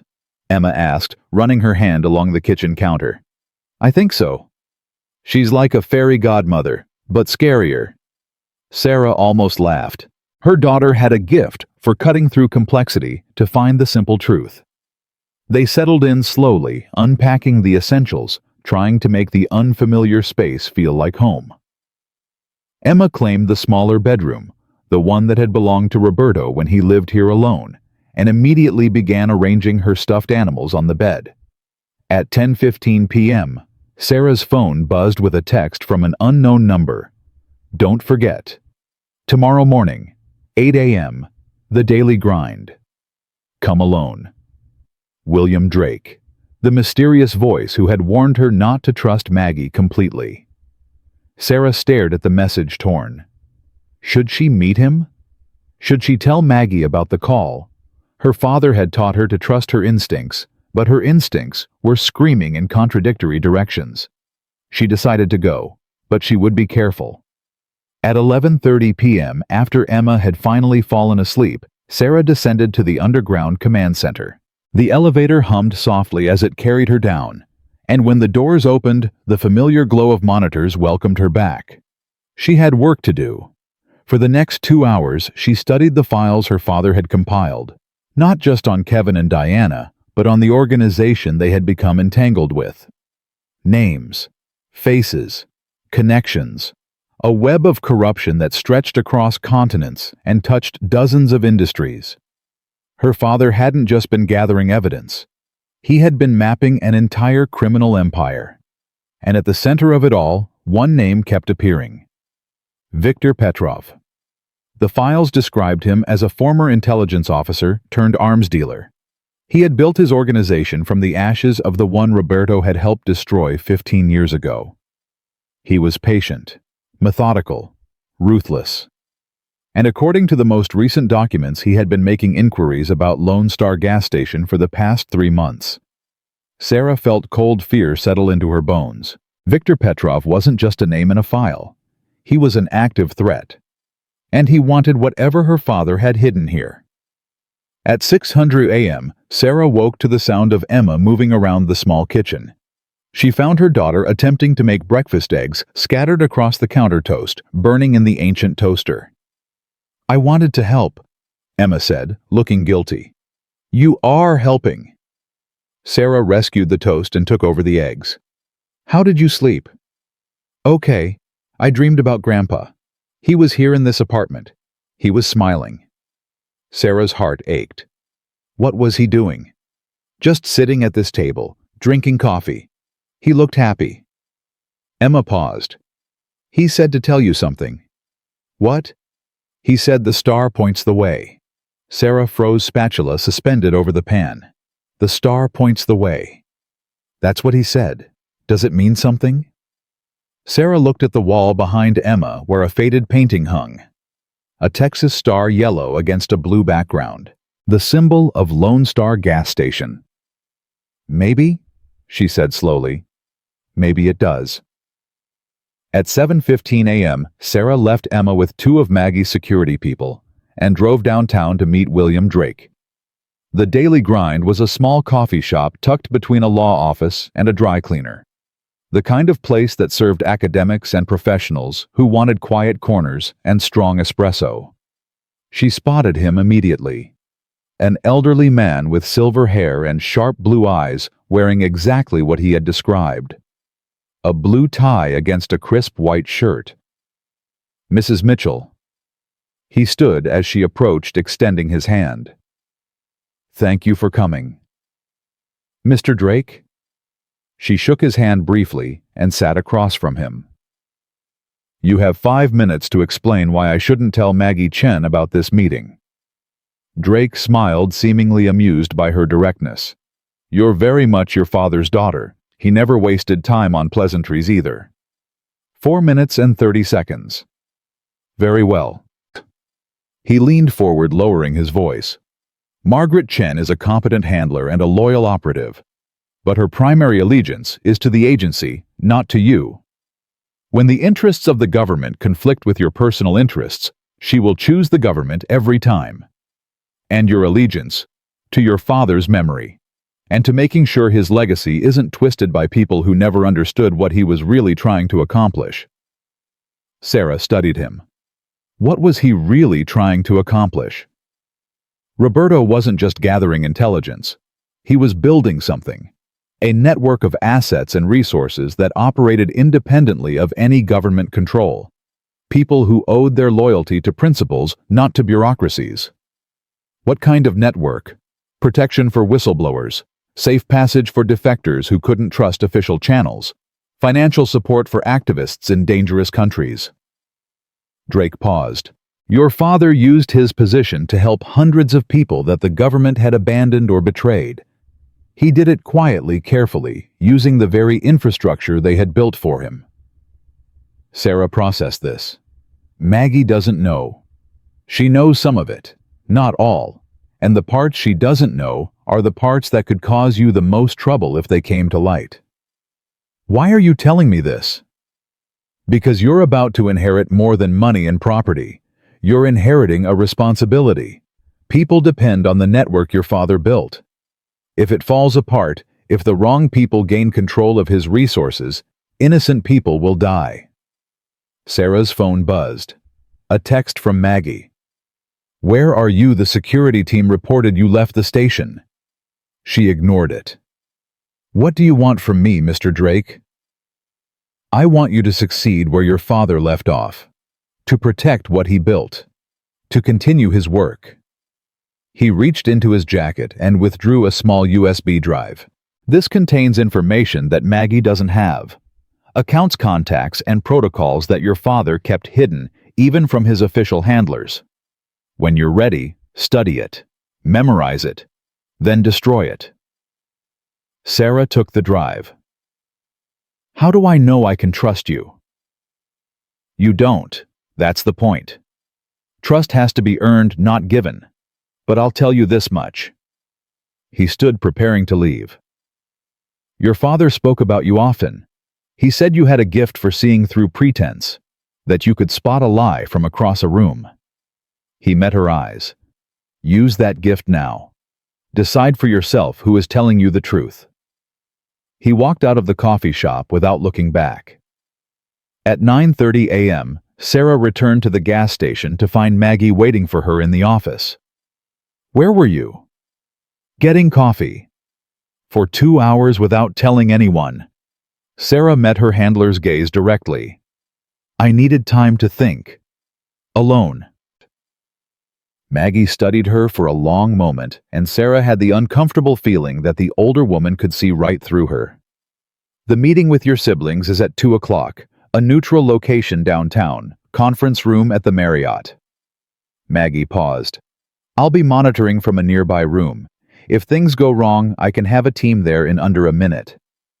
I don't think it will come to that. You'd be surprised what desperate people are capable of. At 12:30 p.m., Sarah prepared for the confrontation. She dressed carefully, choosing one of the few professional outfits she owned. She reviewed the files on Kevin and Diana one more time, memorizing key details, preparing her arguments. Emma watched from the bedroom doorway. You look like you're going to war. Something like that. Are you scared? Sarah considered the question honestly. A little. But Grandpa always said that being scared is okay. It means you understand the danger. What matters is what you do despite the fear. What are you going to do? I'm going to protect us, whatever it takes. At 1:45 p.m., Sarah arrived at the Marriott and took the elevator to the 4th floor. The conference room was at the end of a long hallway, and she could see Kevin and Diana already waiting inside through the glass walls. They looked different than they had at the will reading, less polished, more anxious. Diana kept checking her phone. Kevin was pacing. Sarah pushed open the door. You're early, Kevin said, his voice tight. So are you. She took a seat at the opposite end of the table. Let's not pretend this is a friendly family reunion. You know why we're here. Diana spoke first. Sarah, we're concerned about you. The decisions you've been making, moving into that rundown gas station with Emma, refusing reasonable offers for the property, sending threatening messages to Kevin. May. Is that how we're playing this concerned relatives worried about the unstable sibling? We're trying to help you, Kevin insisted. You're in over your head. Dad left you something you can't handle, and it's making you paranoid. Sarah pulled a folder from her bag and slid it across the table. What's this? Diana asked. Open it. Diana flipped open the folder and went pale. Kevin leaned over her shoulder and his face drained of color. These are bank records, Diana whispered. These are my private accounts. How did you get these? Dad wasn't just a gas station owner. He was a federal intelligence asset.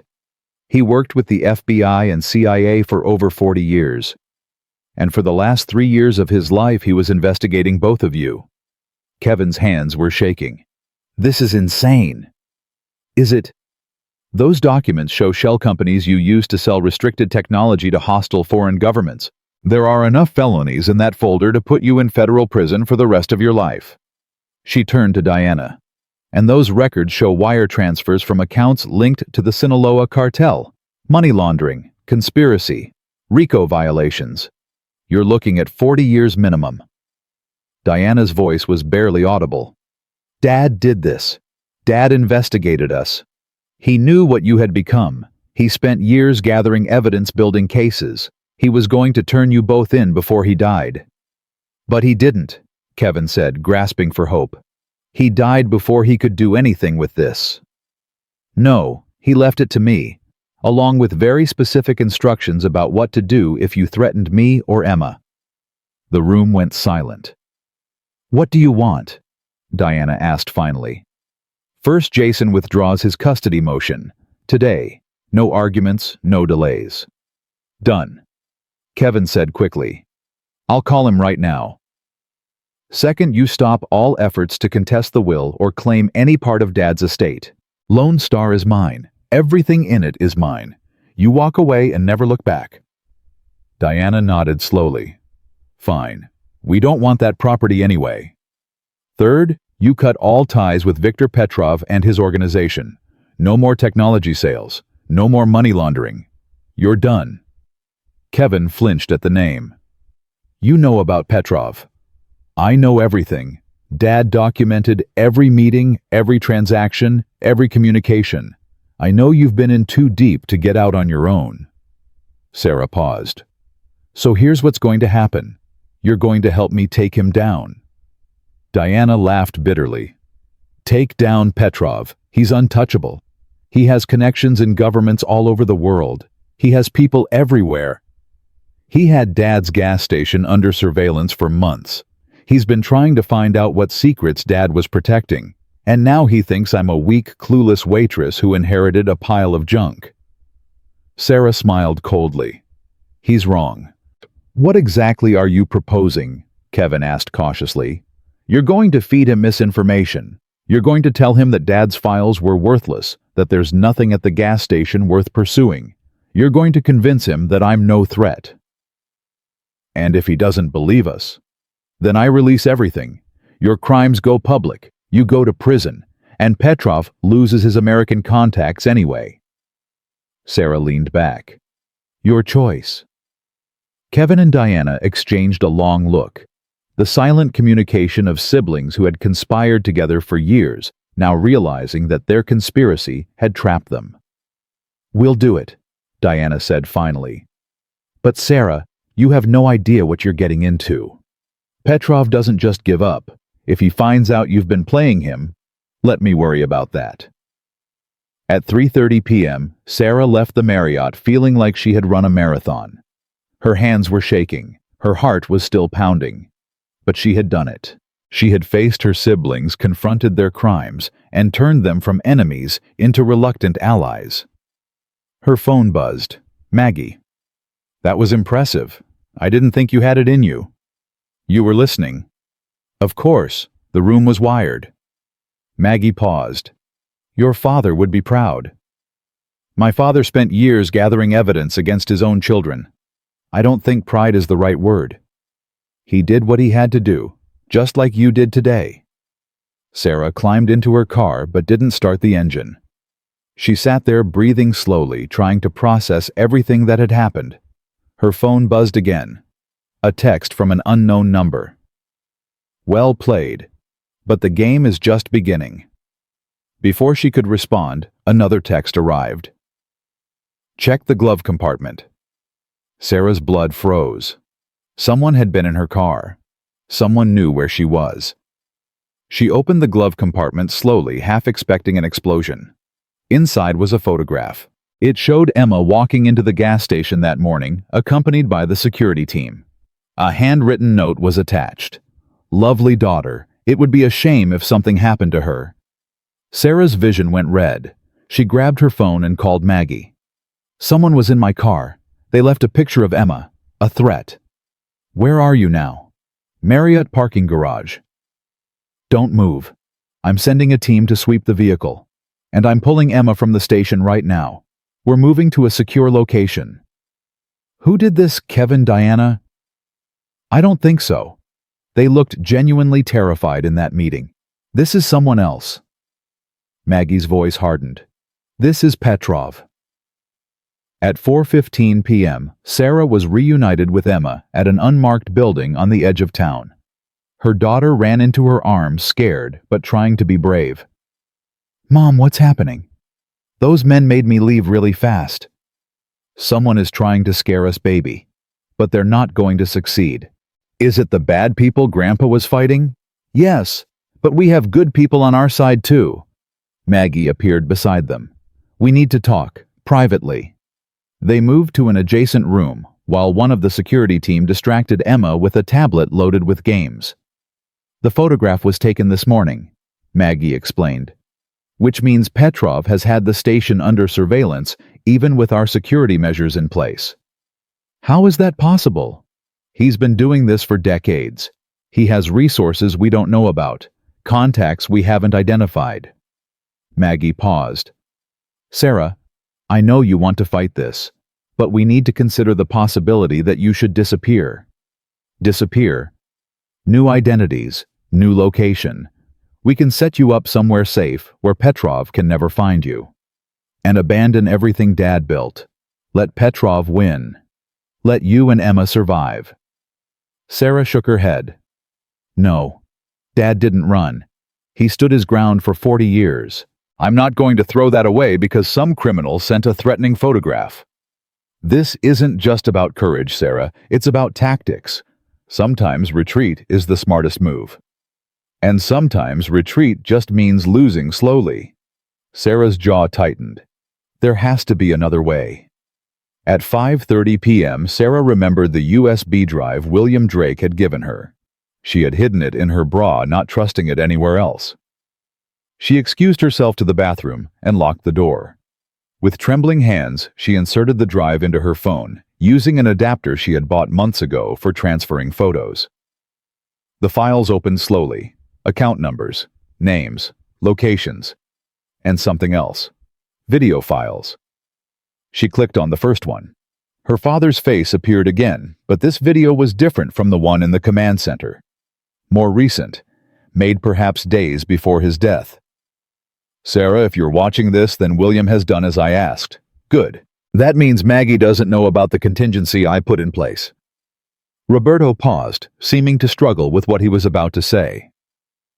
I love Maggie like a sister. She has been loyal for decades. But she is bound by rules that I never fully accepted.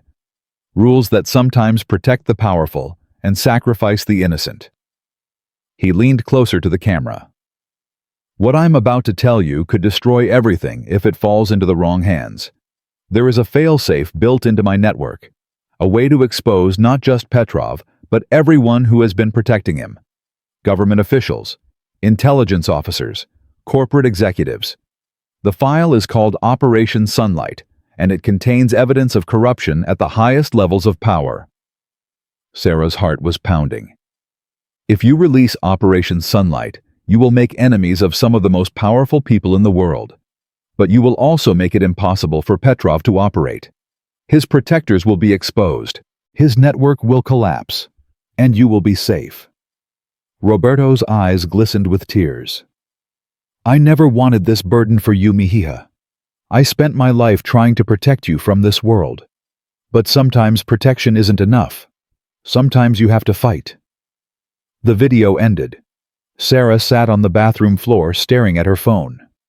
Her father had given her a nuclear option, a way to bring down an entire system of corruption. But the cost would be astronomical. The chaos would be unimaginable. Was she really prepared to do that? At 6:45 p.m., Sarah returned to the main room to find Maggie in intense conversation with two men she didn't recognize. The conversation stopped abruptly when Sarah appeared. Who are they? Colleagues. They're helping assess the situation. What situation? Maggie hesitated. We've intercepted communications suggesting Petrov is planning to move against you within the next 48 hours. He's bringing in additional personnel from overseas. Whatever he's planning, it's serious. Then we need to move faster than him. Sarah, you're not trained for this kind of operation. You're a civilian with a child to protect. I'm Roberto Mitchell's daughter, and I have something Petrov doesn't know about. Maggie's eyes narrowed. What are you talking about? Sarah considered telling her about Operation Sunlight, about William Drake, about the failsafe her father had created. But she remembered Drake's warning. Maggie's primary allegiance is to the agency. When their interests conflict with yours, she will choose them. Nothing, Sarah said. Just that Petrov underestimates me. Everyone does. At 8:00 p.m., Emma fell asleep on a couch in the secure facility, exhausted from the day's chaos. Sarah sat beside her, stroking her hair, watching her breathe. Her phone buzzed. A text from Kevin. "We delivered your message to Petrov's people. They didn't believe us. He's still coming." Sarah's stomach dropped. Another text followed immediately. "There's something else. Natalie disappeared this afternoon. Jason is frantic. He's been calling everyone looking for her." Sarah called Kevin directly. "What do you mean she disappeared?" "She didn't come home from work. Her phone is off. Her car is still at her office." Kevin's voice was shaky. "Jason thinks she just left him. But I think Petrov took her." "Why would Petrov take Natalie?" "Because she knows things. About his operation. About us." Kevin paused. "She wasn't just a spy, Sarah. She was his spy. She's been feeding him information about our family for years." Sarah processed this. "So Natalie was working for Petrov all along?" "Yes, and now he's eliminating loose ends." Kevin's voice cracked. "Sarah, if he's willing to take Natalie, he'll do anything to get to you." At 9:15 p.m., Sarah made a decision. She found Maggie in the communications room. "I need to talk to Petrov." Maggie stared at her. "Absolutely not. He's eliminating people. Natalie is missing. He's planning to come after me and Emma. The only way to stop this is to negotiate. Negotiate with what he holds all the cards right now." "No, he doesn't." Sarah met Maggie's eyes. "My father left me something. Something that could destroy Petrov and everyone who protects him. He doesn't know about it yet. But if I offer him a trade..." "What kind of trade?" "His safety for ours. He leaves me and Emma alone, stops targeting my family, and I keep the information buried." Maggie's expression shifted to something Sarah couldn't read. "What information exactly?" "I can't tell you.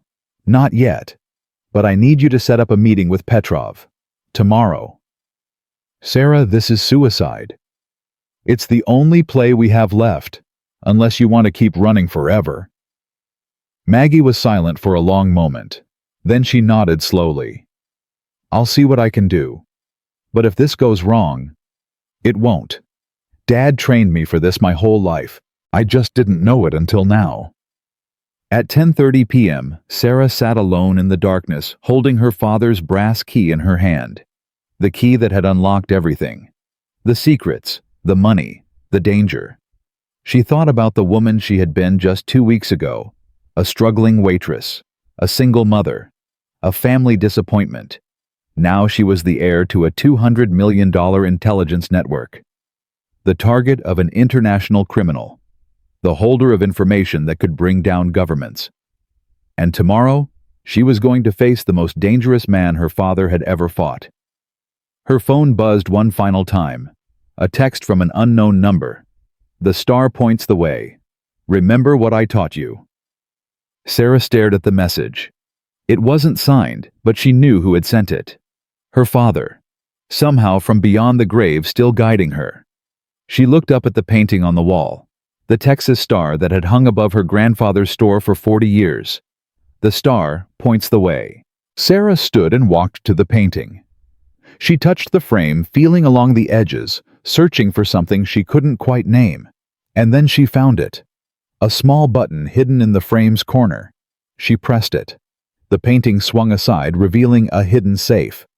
Sarah inserted the brass key, turned it, and opened the door. Inside was a single item.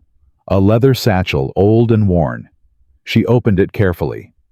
Documents, photographs, USB drives, and at the bottom, a handwritten note. "The final piece of the puzzle, mihija. Everything you need to win is here. I believe in you. Love always. Dad." Sarah clutched the satchel to her chest, tears streaming down her face.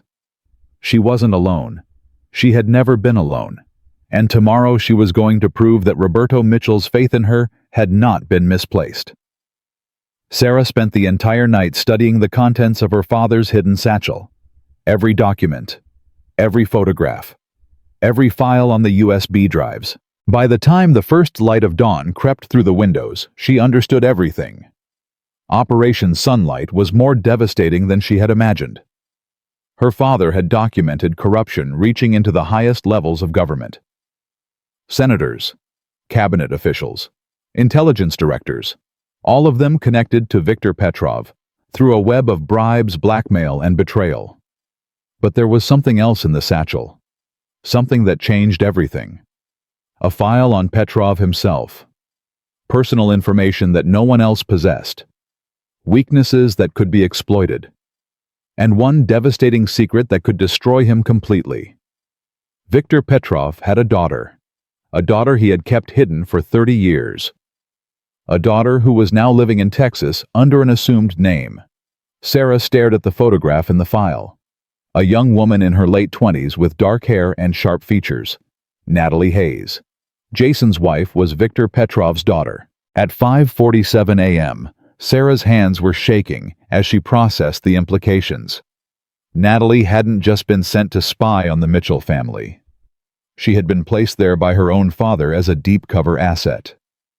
Everything about her marriage to Jason, her relationship with Emma, her presence in their lives had been orchestrated by Petrov. And now, Natalie was missing. Sarah grabbed her phone and called Kevin. "What do you know about Natalie's background? Her real background?" Kevin's voice was groggy with sleep. "What? It's not even 6 in the morning." "Answer the question. Before she came to Texas, where was she?" "I don't know. Europe somewhere. She told Jason she grew up in boarding schools because her parents traveled for work." "Did she ever mention her father?" "She said he was dead. Died when she was young." Kevin paused. "Why, what does this have to do with anything?" "Her father isn't dead. Her father is Viktor Petrov." Silence on the other end of the line. "That's impossible," Kevin finally said. "Petrov doesn't have any children. We would have known." "Dad knew. He documented everything. Natalie was placed in Jason's life specifically to monitor our family. She's been reporting to Petrov for years." "Jesus Christ!" Kevin's voice cracked. "Does Jason know?" "I don't think so. But Petrov knows we're getting close to the truth. That's why he took her." "Took her? You mean his own daughter?" "She's a liability now. She knows too much. And Petrov doesn't tolerate liabilities." At 6:15 a.m., Sarah found Maggie in the communications room already awake and monitoring multiple screens. "I need to show you something." Maggie turned immediately alert to the urgency in Sarah's voice. "What is it?" Sarah handed her the file on Natalie, watched as Maggie's expression shifted from confusion to shock to something that looked almost like fear. "Where did you get this?" "Dad left it for me, hidden behind a painting at the gas station." Maggie flipped through the documents rapidly. "We had no idea. Our background check on Natalie came back clean. Perfect cover story. Perfect documentation. Petrov has been planning this for years. He placed his own daughter in my ex-husband's life to get access to our family." "But why? What was he hoping to find?" "Dad's files. The evidence he was gathering. Operation Sunlight." Sarah met Maggie's eyes. Petrov knew Dad was building a case that could destroy him. He needed someone on the inside. And now he has Natalie in custody, his own daughter. Which means we have leverage he doesn't know about. Maggie looked up sharply. "What are you thinking?" "I'm thinking that a man who would sacrifice his own daughter to protect his empire might have enemies we haven't considered. People within his organization who don't approve of his methods." "You want to turn his people against him?" "I want to give them a reason to question their loyalty." Sarah pulled another document from the satchel. According to this, Petrov has been skimming from his own organization for years, hundreds of millions hidden in personal accounts, while his lieutenants took the risks. Maggie's eyes widened as she scanned the figures. This would cause a civil war within his network. Exactly. At 7:30 a.m., the meeting with Petrov was confirmed. 3 o'clock that afternoon at an abandoned warehouse on the outskirts of town. Neutral territory supposedly, though Sarah suspected Petrov would have people positioned everywhere. She had 4 hours to prepare. Emma woke at 8, confused and frightened by the unfamiliar surroundings. Sarah sat with her, holding her close, trying to explain without terrifying her. "I have to go somewhere today, baby. Somewhere important." "Is it dangerous?" "Maybe, but I have good people protecting me." "Will you come back?" The question hit Sarah like a physical blow. She pulled Emma tighter, breathing in the smell of her daughter's hair. "I will always come back to you, no matter what. Promise, promise." At 9:00 a.m., William Drake arrived at the secure facility. Maggie's expression tightened when she saw him, but she said nothing. "I came as soon as I heard about the meeting," Drake said, pulling Sarah aside. "You can't go in there alone." "I'm not going alone. Maggie's team will be positioned nearby." "Maggie's team answers to the agency. If things go wrong, they'll prioritize recovering the intelligence over saving your life." Sarah studied the old man's face. "What are you suggesting?" "I have people who answer only to me. Former colleagues of your father's who retired from official service, but never stopped believing in what he was building." Drake handed her a small earpiece. "Wear this. Whatever happens in that meeting, we'll be listening. And if you need extraction, we'll be there." "Why should I trust you over Maggie?" "You shouldn't trust either of us completely.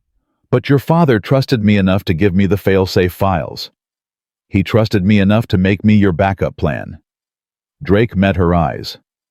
"I'm not asking you to believe me. I'm asking you to give yourself options." Sarah took the earpiece and slipped it into her pocket. At 10:30 a.m., Kevin called with news that made Sarah's blood run cold. "Jason's in the hospital." "What happened?"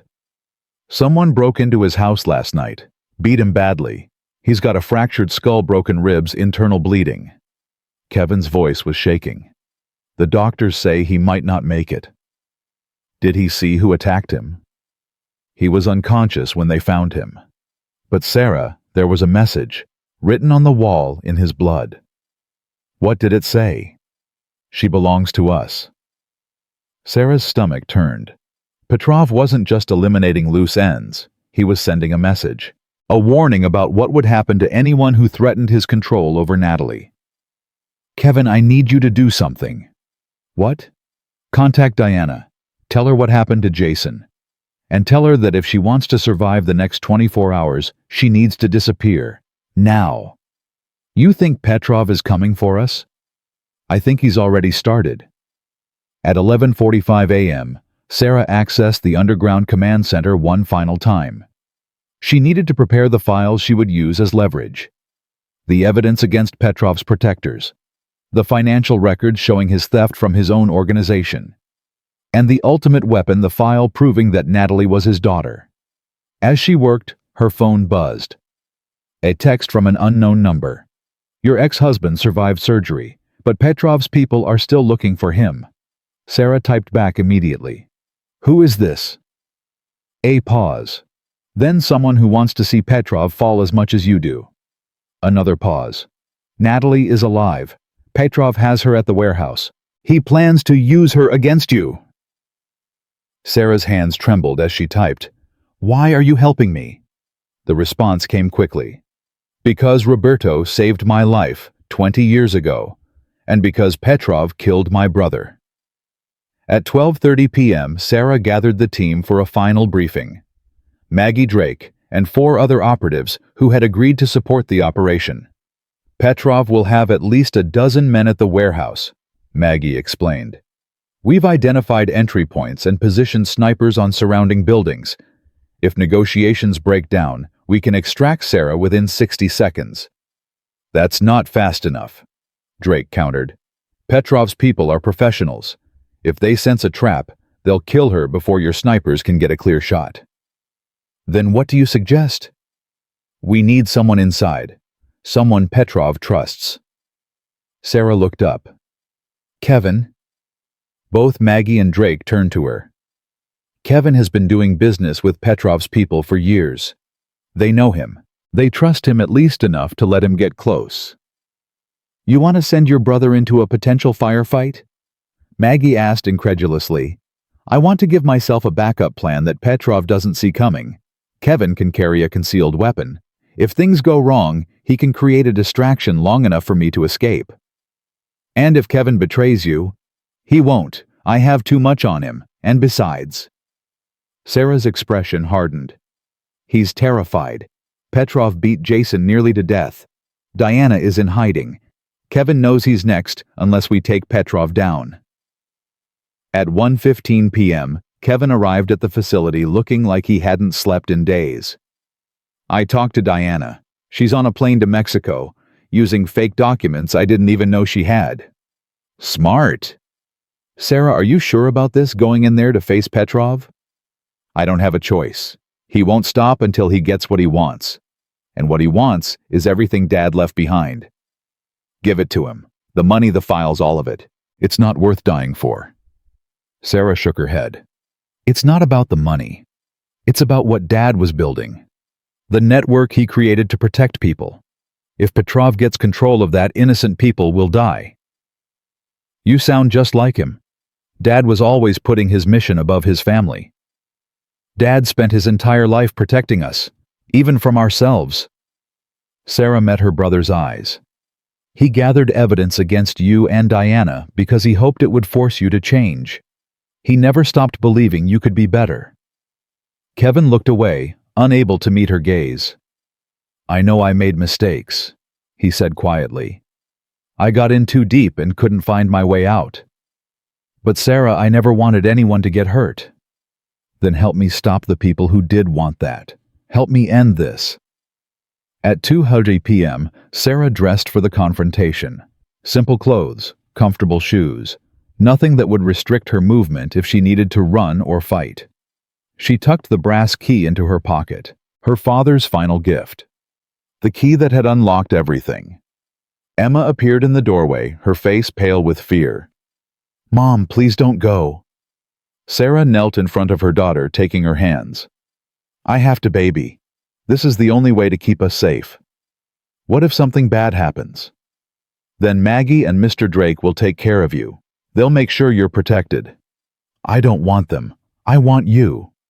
Sarah pulled Emma into a fierce hug, fighting back tears. I know, and I want you too. That's why I'm doing this. So we can have a future where we're not always running and hiding. She pulled back and looked into her daughter's eyes. Remember what Grandpa used to say? Emma sniffed. The star points the way. The star points the way. And do you know what that means? Emma shook her head. It means that no matter how dark things get, there's always a light to guide you home. Sarah touched her daughter's face. You're my star, Emma. You're what guides me through everything. At 2:45 p.m., Sarah climbed into the unmarked vehicle that would take her to the warehouse. Kevin sat beside her, pale and silent. Maggie and Drake followed in a separate car. Communications check.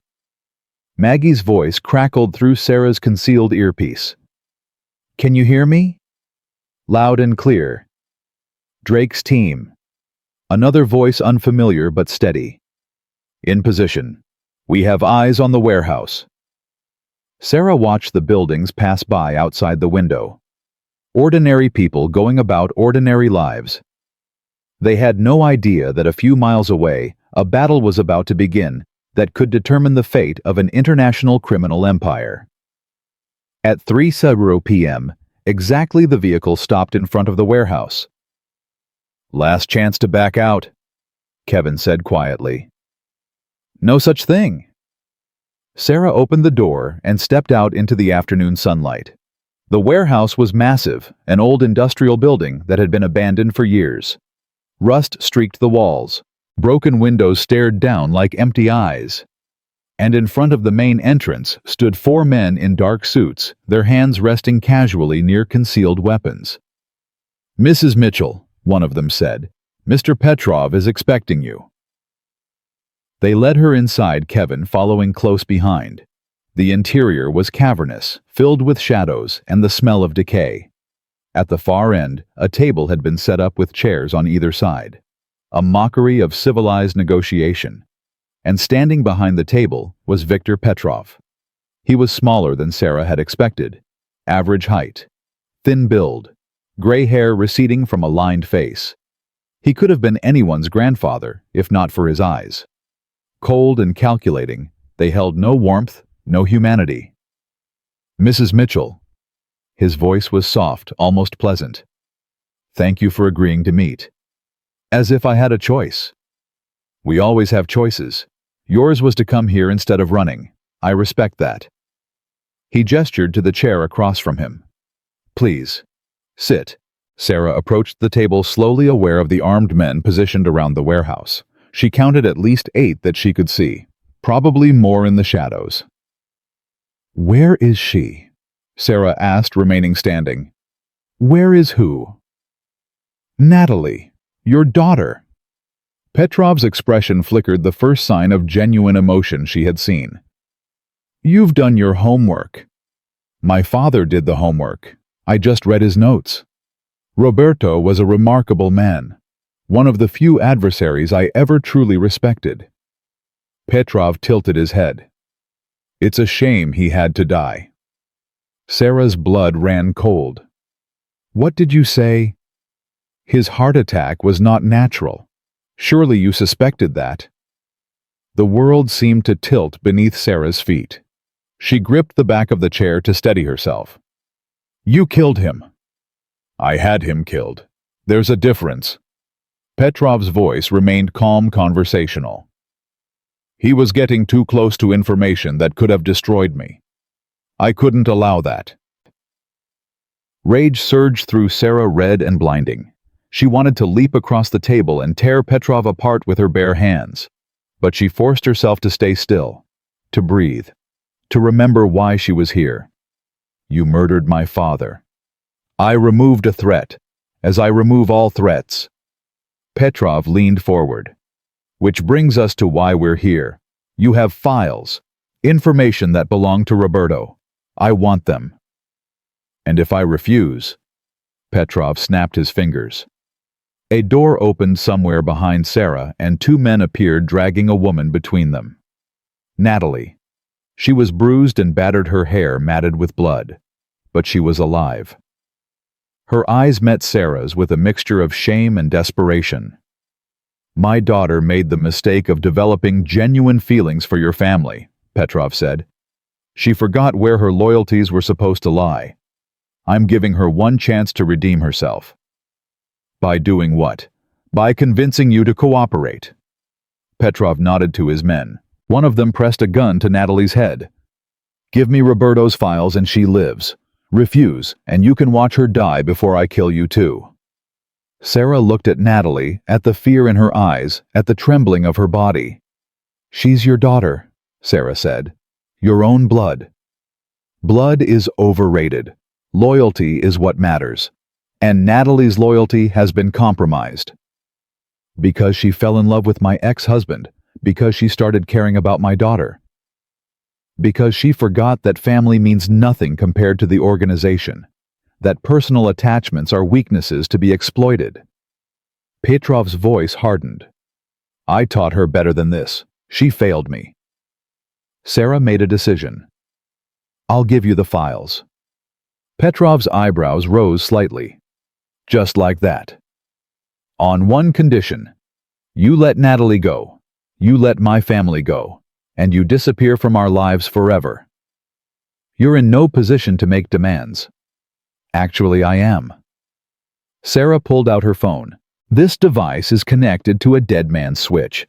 If my heart stops beating, or if I press this button, Operation Sunlight uploads automatically to every major news organization in the world." Petrov's expression didn't change, but she saw his hands tighten on the table. "Operation Sunlight contains evidence of corruption involving dozens of your protectors.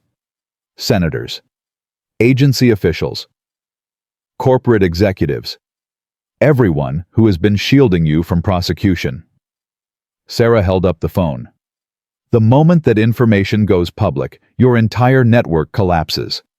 Your protectors become your enemies, and you become the most hunted man on Earth. You're bluffing. Am I? Sarah smiled coldly. My father spent 40 years building that file. He documented every bribe, every favor, every secret agreement. He had sources you never knew about in places you never suspected. Petrov was silent for a long moment. Then he laughed, a harsh sound that echoed through the warehouse. Roberto really did train you well. You have his courage. He leaned back in his chair. But courage isn't enough. Even if you release those files, I'll still kill everyone you love before the authorities can touch me. No, you won't. And why is that? Because I also have evidence that you've been stealing from your own organization. Sarah pulled a document from her jacket and slid it across the table. Hidden accounts, diverted funds, hundreds of millions that should have gone to your partners, but ended up in your personal offshore accounts. Petrov looked at the document, and for the first time Sarah saw genuine fear flicker in his eyes. Where did you get this? From my father. He was very thorough. Sarah leaned forward. Right now, this information is being distributed to your top lieutenants. By tomorrow morning, they'll know exactly how much you've stolen from them. How do you think they'll react? Petrov's face had gone pale. You're lying. Check your phone. He pulled out his phone, and Sarah watched his expression change as he read the messages flooding in. Angry questions from his lieutenants, demands for explanations, threats. You've destroyed me, he whispered. No, you destroyed yourself the moment you had my father killed. Sarah stood. Now let Natalie go. Let my family go.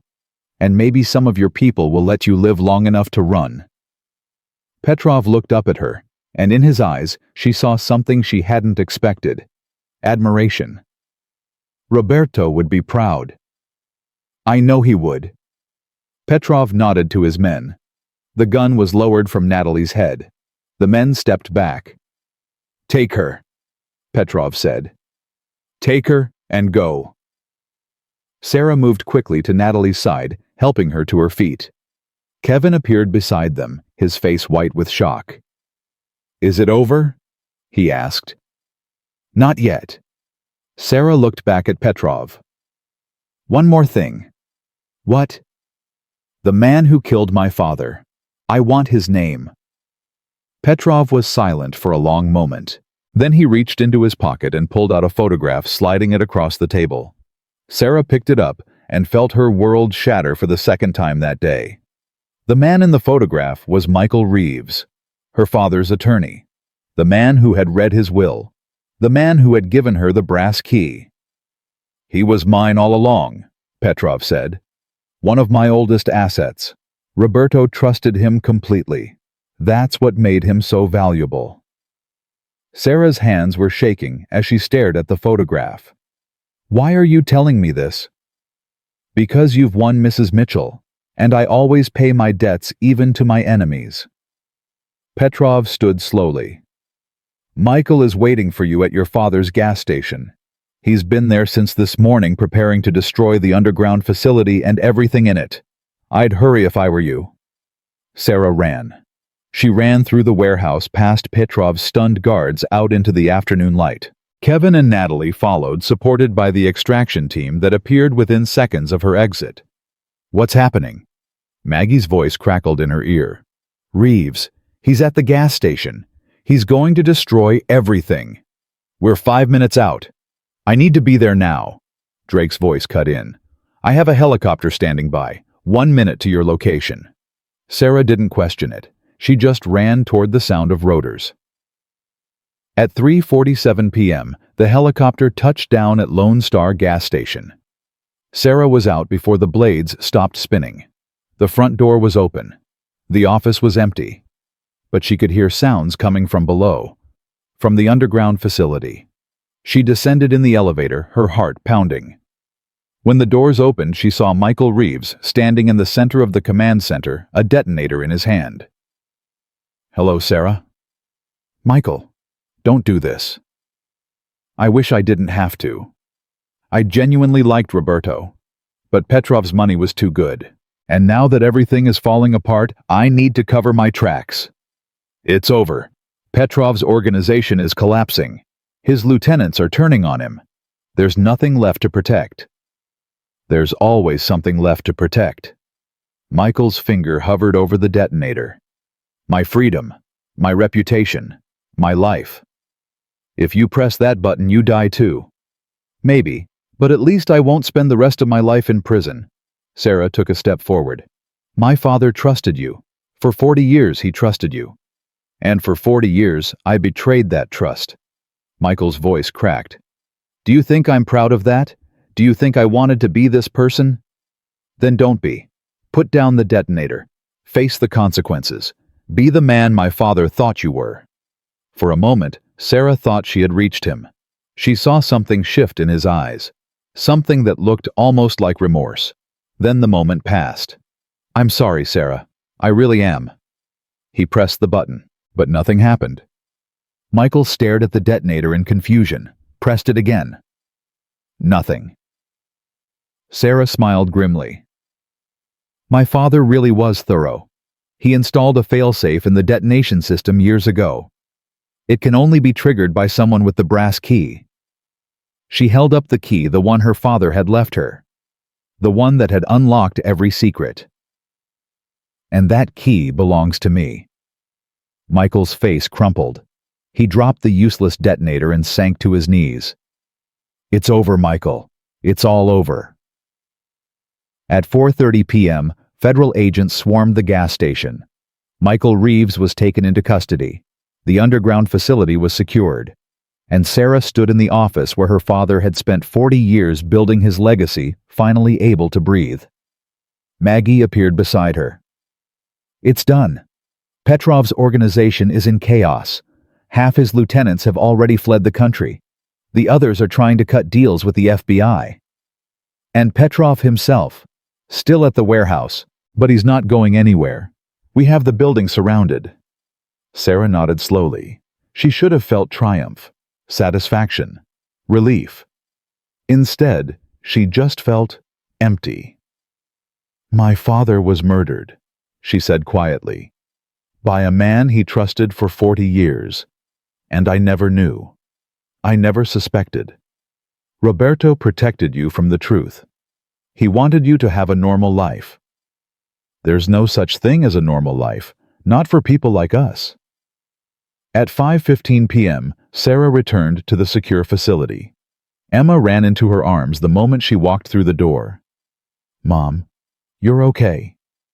I'm okay, baby. I told you I'd come back. I was so scared. They wouldn't tell me anything.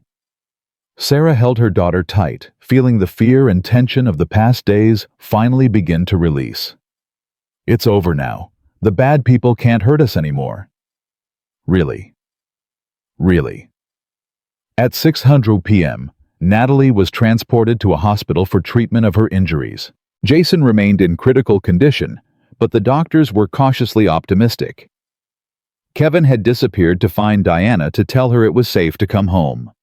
And Sarah sat alone in the gas station apartment, surrounded by her father's books, holding the brass key that had changed everything. Her phone buzzed. A text from William Drake. Your father would be proud. What you did today saved many lives. Sarah typed back. What happens now? The response came quickly. Now you choose. The network your father built still exists. The people he protected still need protection. You can walk away, or you can continue his work. Sarah stared at the message for a long time. She thought about her father, about the life he had lived, the secrets he had kept, the sacrifices he had made. She thought about Emma, about the future they could have now, safe, secure, free from fear. And she thought about all the people who still needed help, the whistleblowers, the defectors, the activists, the innocent people caught in the machinery of power. She typed her response. I'm not walking away. At 8:00 p.m., Sarah stood outside the gas station, looking up at the faded Texas star that had watched over this place for 40 years. The star points the way, she whispered. Tomorrow she would begin learning everything her father had known. The contacts, the protocols, the secrets. Tomorrow she would become the person he had always believed she could be. But tonight she was just a mother, a daughter, a woman who had faced impossible odds and survived. She went inside, climbed the stairs to the apartment, and found Emma already asleep in the small bedroom that had once belonged to her grandfather. Sarah kissed her daughter's forehead and whispered, "We made it, baby. We made it." And for the first time in weeks, she slept without nightmares. 6 months had passed since the confrontation at the warehouse. 6 months of rebuilding, healing, and transformation. Sarah stood behind the counter of what was now called Mitchell's Memorial Station, watching the morning sun stream through the newly installed windows. The gas station was unrecognizable from the crumbling building she had inherited. New pumps gleamed in the parking lot. Fresh paint covered the walls. A small cafe section had been added, serving the coffee and pastries that Roberto had always dreamed of offering his customers. But the most important changes were invisible to ordinary eyes. Below her feet, the underground command center continued its quiet work. Information flowed through secure channels. Assets reported from around the world. And Sarah, who had once been a struggling waitress, now managed one of the most sophisticated intelligence networks in the Western Hemisphere. "Mom, I'm going to be late for school." Emma's voice echoed down from the apartment above. Sarah smiled and grabbed her daughter's lunch bag from the counter. "Coming, baby." At 7:15 a.m., Sarah drove Emma to Crawford Elementary in the new Honda CR-V she had purchased 3 months ago. Nothing too flashy, nothing that would draw attention. Just reliable transportation for a mother and daughter living above a modest gas station. Emma had thrived in the months since the confrontation. The security that surrounded their lives, invisible but ever-present, had given her the stability she had always craved. Her grades had improved.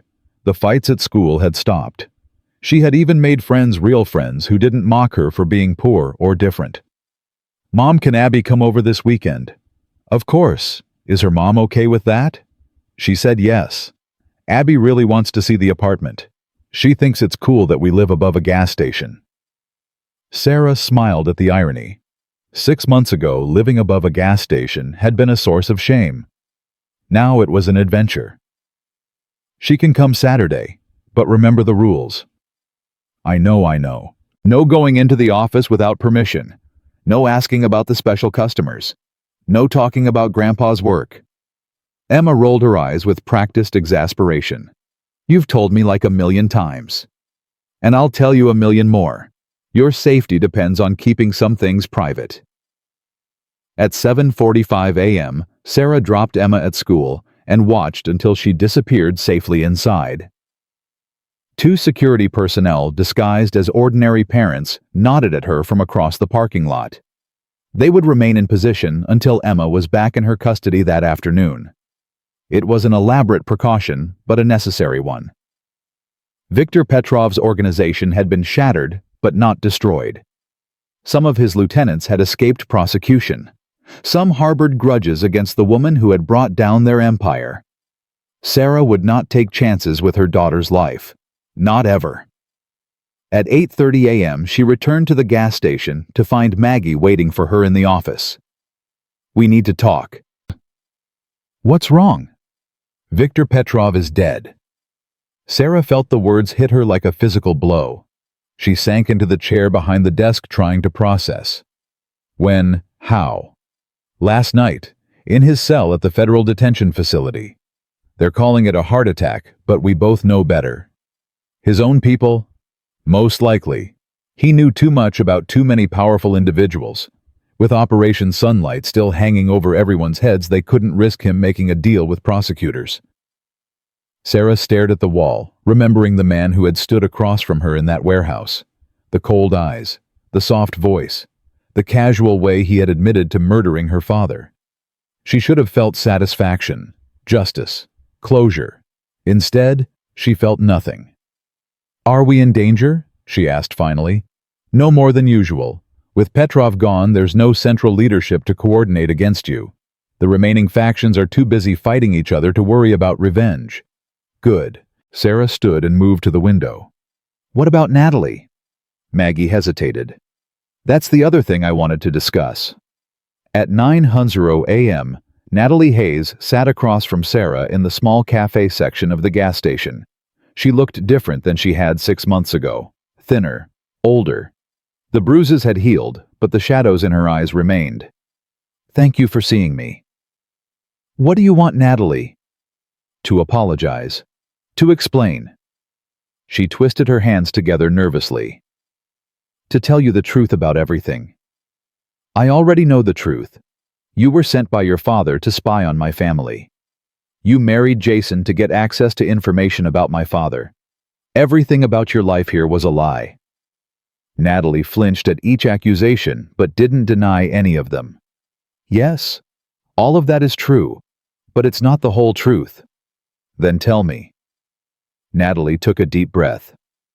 I was raised to be an asset. From the time I was 5 years old, my father trained me for one purpose: to serve his organization.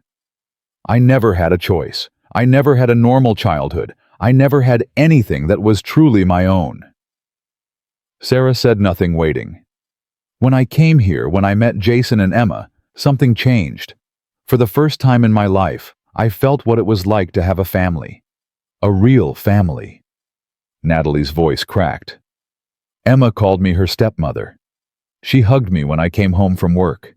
She drew pictures for me and left them on my pillow. Nobody had ever loved me like that. Nobody had ever loved me at all. And yet you still reported to Petrov. You still fed him information about my father's activities. At first, yes. It's what I was trained to do. Natalie wiped tears from her cheeks.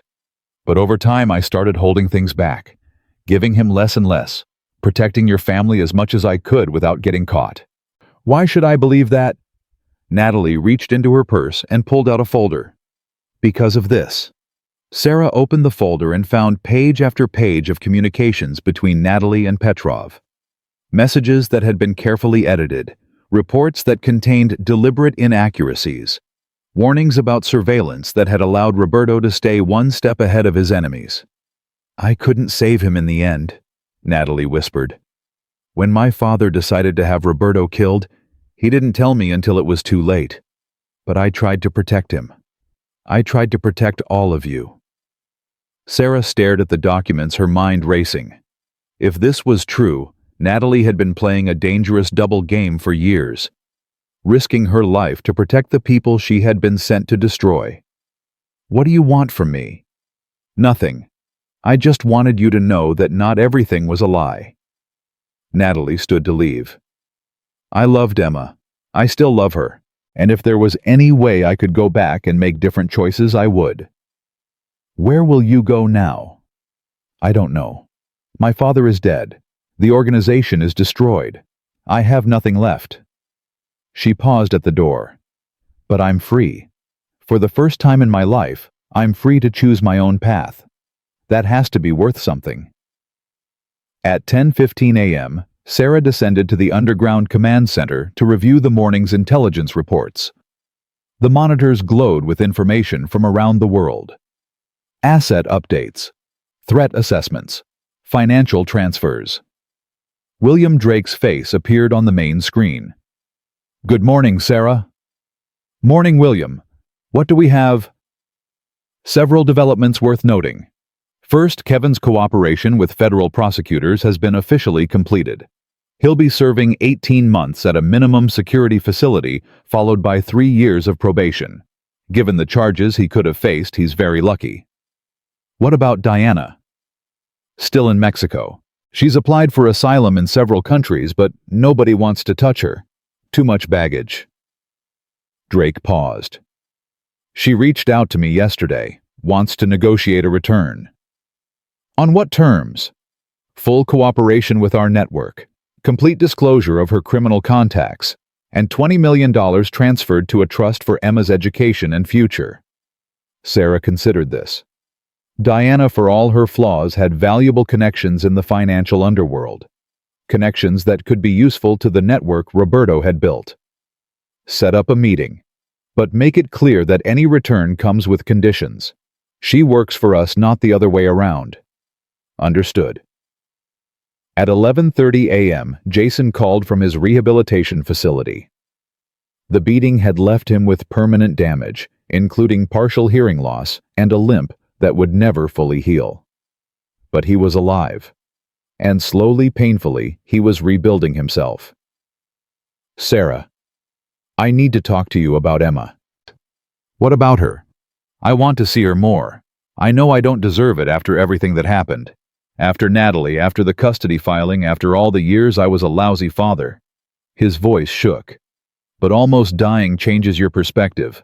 I want to be part of her life while I still have time. Sarah was quiet for a long moment. She asks about you, she said finally. Every week. She wants to know when you're getting better, when you can come see her. Really? She's your daughter, Jason. Despite everything, she loves you. I don't deserve that. No, you don't. But love isn't about deserving. It's about choosing. Sarah paused. Come to dinner on Sunday. 6 o'clock. Don't be late. I won't be. I promise. I won't be late ever again. At 12:45 p.m., Sarah took her lunch break in the small apartment above the station. She sat at the table where her father had sat for 40 years, eating the same simple meals he had eaten, drinking coffee from the same worn mug. The walls were covered with photographs now. Roberto as a young man, Sarah as a child, Emma at every age. 3 generations of the Mitchell family documented in frames and memories. She pulled out the brass key and held it in her palm. The key that had unlocked everything.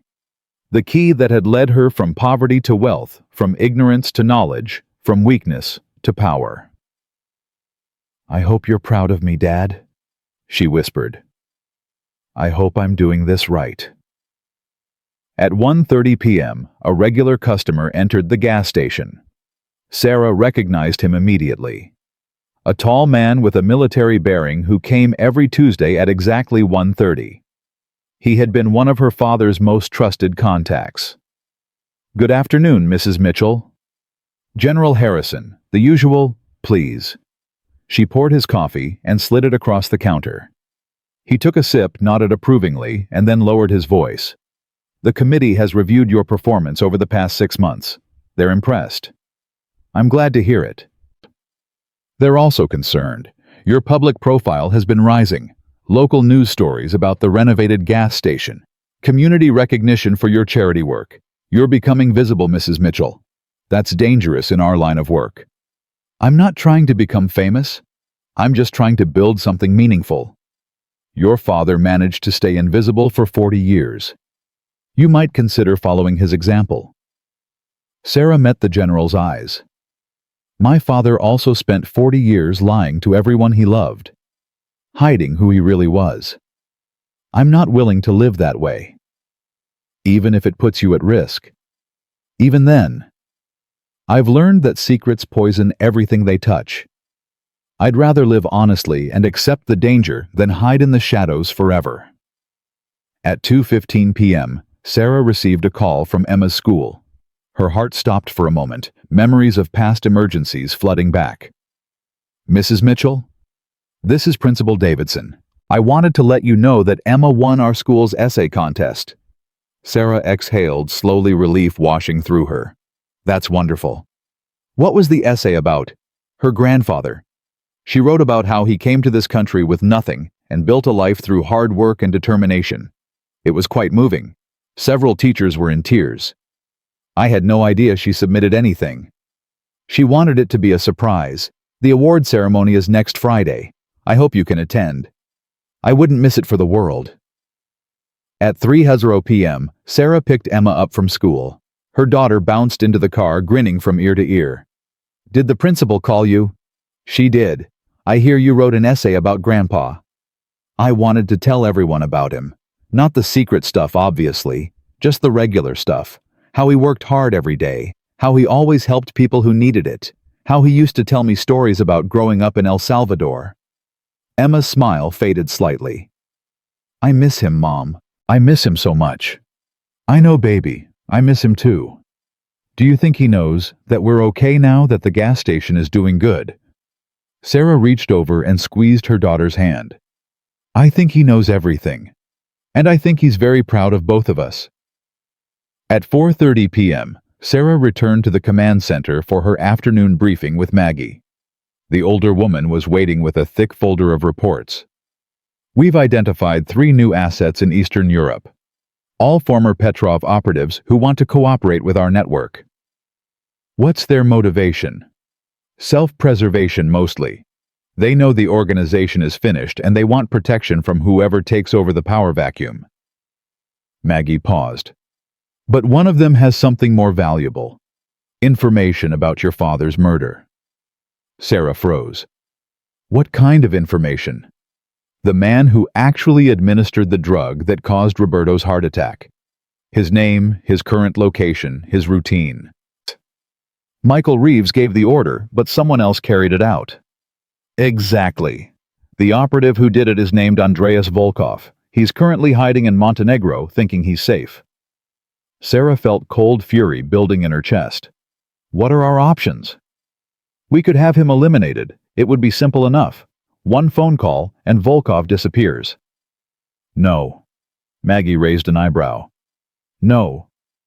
My father didn't build this network for assassination. He built it to protect people, to serve justice. Sarah shook her head. We don't kill. We deliver information to the proper authorities and let the legal system work. Even for the man who murdered Roberto. Especially for him. If I start making exceptions, I become no different from Petrov. At 5:45 p.m., Sarah was closing up the gas station when a familiar face appeared in the doorway. Kevin. He looked different from the arrogant businessman she had confronted at the will reading. Humbled. Worn. The prison jumpsuit had been replaced by ordinary clothes, but the experience had left its mark on him. Can I come in? Sarah hesitated, then nodded. Coffee. Please. She poured him a cup, and they sat across from each other at one of the small cafe tables. Neither spoke for a long moment. I'm reporting to the facility next week, Kevin finally said. 18 months. It doesn't sound like much, but I've never spent a night in jail in my life. You're lucky it's not 18 years. I know. He wrapped his hands around the coffee mug. Sarah, I owe you an apology. Not for the legal stuff. That's between me and the court. But for how I treated you. All those years of looking down on you, calling you a failure, making you feel like you weren't good enough. You were pretty awful. I was worse than awful. I was cruel. Kevin met her eyes. Dad saw something in you that I was too blind to see. He knew you were the strong one. The honest one. The one who would do the right thing no matter what it cost. And you were the one selling weapons to foreign governments. Yeah. Kevin laughed bitterly. Turns out the successful brother wasn't so successful after all. They sat in silence for another moment. Then Kevin reached into his pocket and pulled out an envelope. This is for Emma. It's a savings bond I started when she was born. I've been adding to it for years. It's worth about $50,000 now. Sarah took the envelope slowly. Why? Because I want her to have something good from me. Something untainted by all the garbage I got involved in. Kevin's voice cracked. She's a great kid, Sarah. You've done an amazing job raising her. Thank you. And you're going to do even better with the new baby. He glanced at her belly, which had grown considerably in the past months. Roberto Jr., right? I haven't decided on a name yet. Roberto. It should definitely be Roberto. Kevin stood to leave. Take care of yourself, Sarah, and take care of Dad's legacy. You're the only one who can. At 7:00 p.m., Sarah.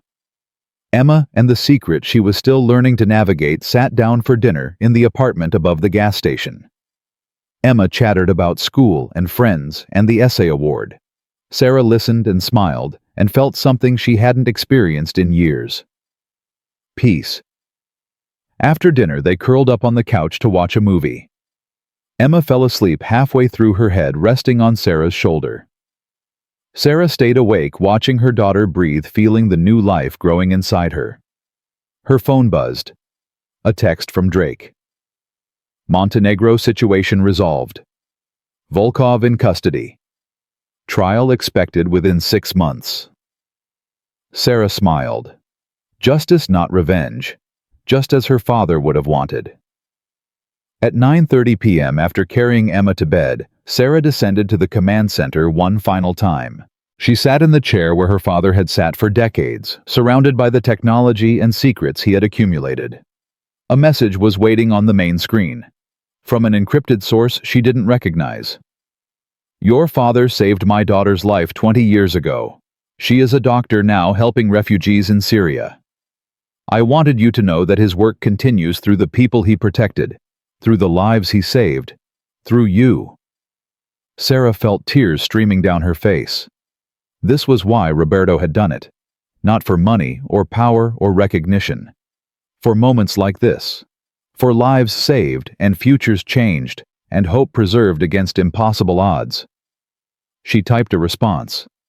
Thank you for telling me. It means more than you know. Then she shut down the monitors and took the elevator back to the surface. At 10:00 p.m., Sarah stood outside the gas station, looking up at the newly restored sign. The Texas star glowed bright against the night sky, visible for miles in every direction. The star points the way, she whispered. She understood now what her father had meant. The star wasn't just a symbol. It was a beacon. A light in the darkness for anyone who needed guidance, protection, hope. And it would continue to shine as long as she was there to keep it burning.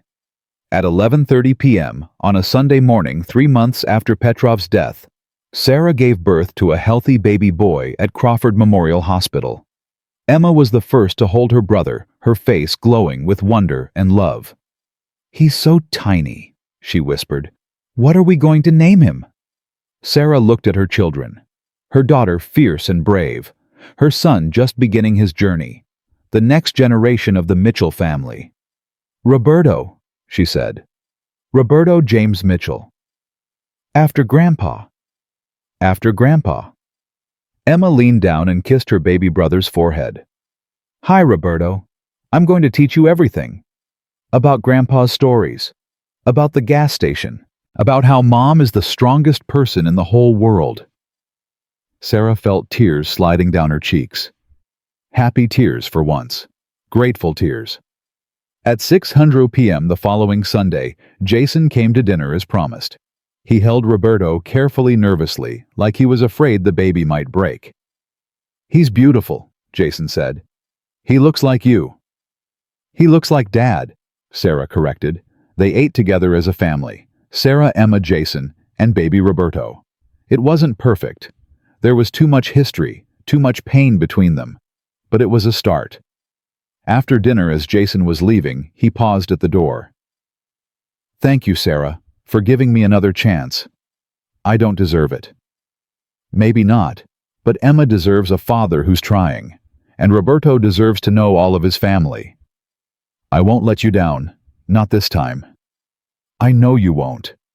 At the 1-year anniversary of her father's death, Sarah organized a memorial service at the gas station. Dozens of people came. Some she recognized as regulars from the intelligence community. Others were strangers who had known Roberto in ways she was only beginning to understand. William Drake spoke first.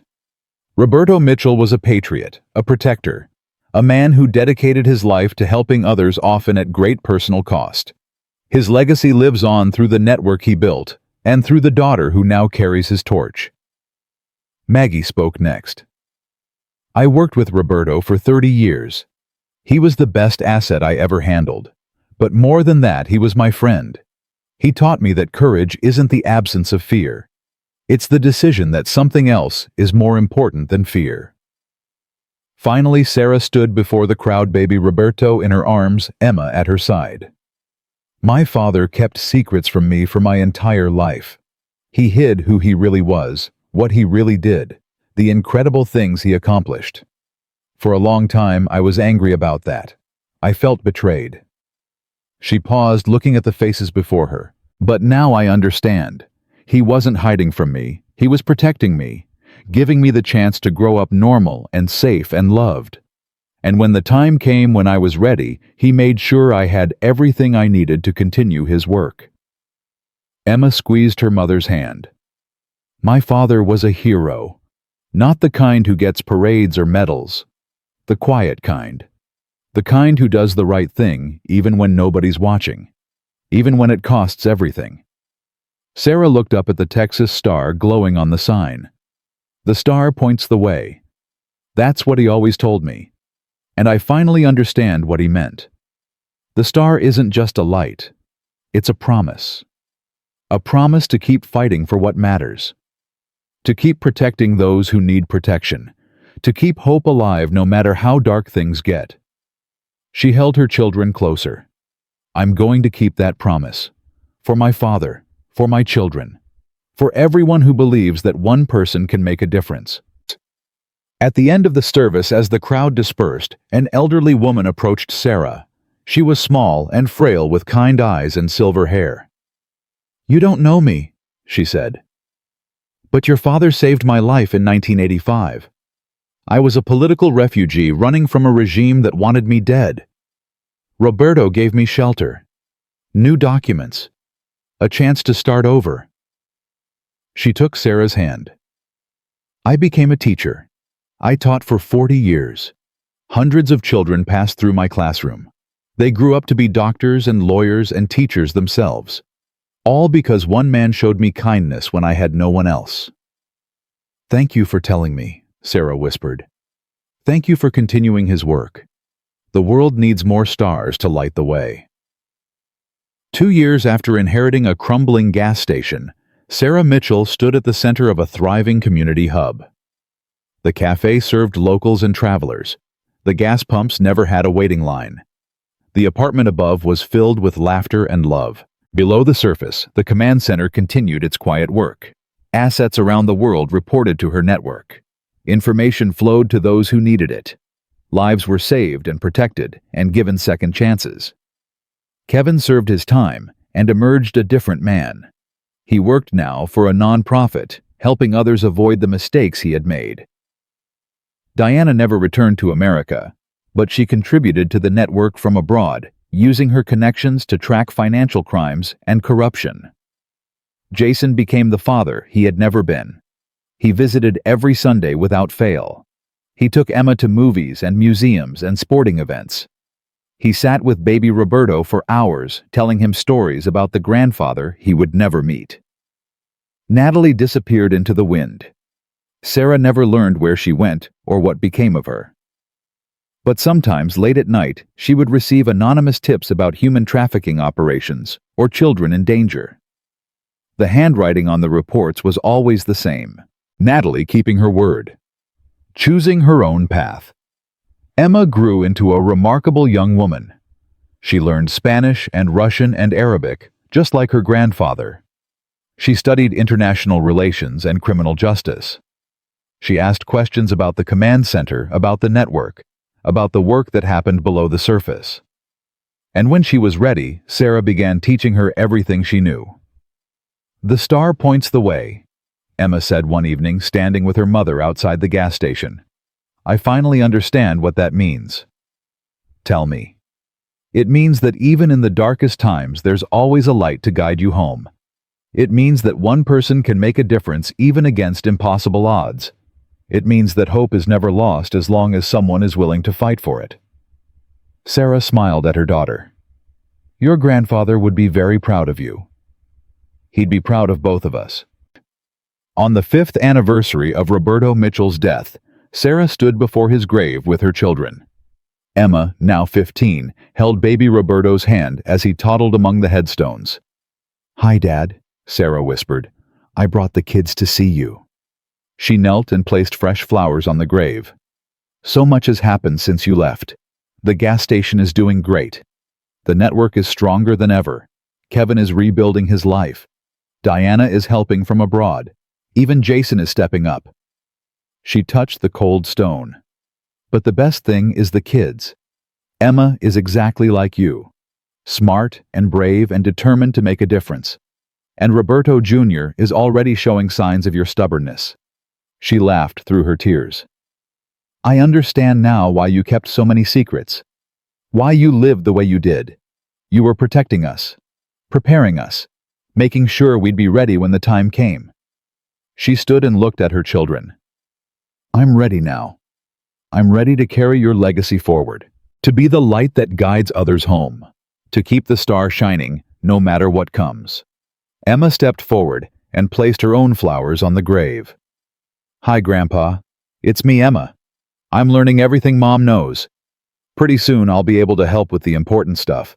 I'll make you proud, I promise." Little Roberto toddled forward and dropped a handful of dandelions on the stone.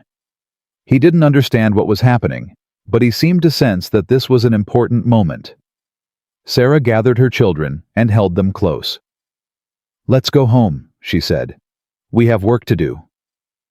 They walked back to the car, leaving Roberto Mitchell to rest in peace. But his legacy followed them. His love surrounded them. His light guided them. And it always would. The gas station was busy when they returned. Customers filled the cafe. Cars lined up at the pumps. The Texas star blazed bright against the afternoon sky.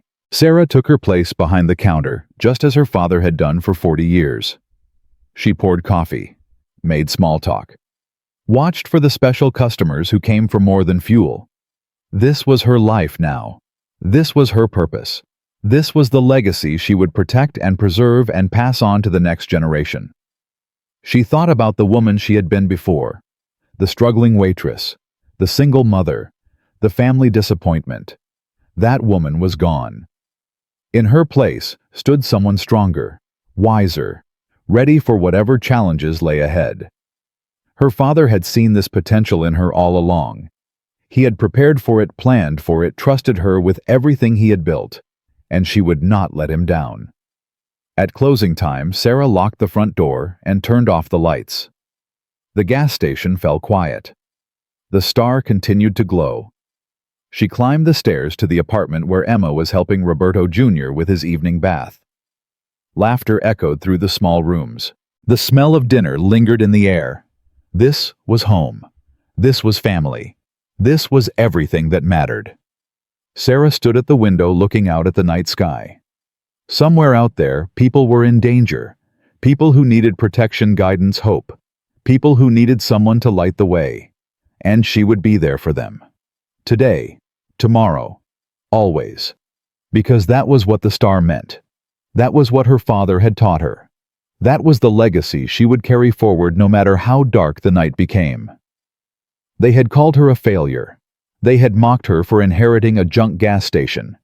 They had tried to take everything she loved. But they had underestimated her. Just like they had underestimated her father. And in the end, she had proven them all wrong. Sarah Mitchell was no longer a struggling waitress or a family disappointment. She was the keeper of a $200 million legacy. The guardian of a network that protected the innocent and fought for justice. The mother of 2 beautiful children who would carry the torch into the future. She was Roberto Mitchell's daughter. And she was exactly where she was meant to be. The star would continue to shine. The light would never go out. And the Mitchell family legacy would endure for generations to come. Because some treasures are not measured in dollars or property. Some treasures are measured in the lives we touch, the hope we preserve, and the love we pass on to those who follow. And those treasures, unlike money, can never be taken away.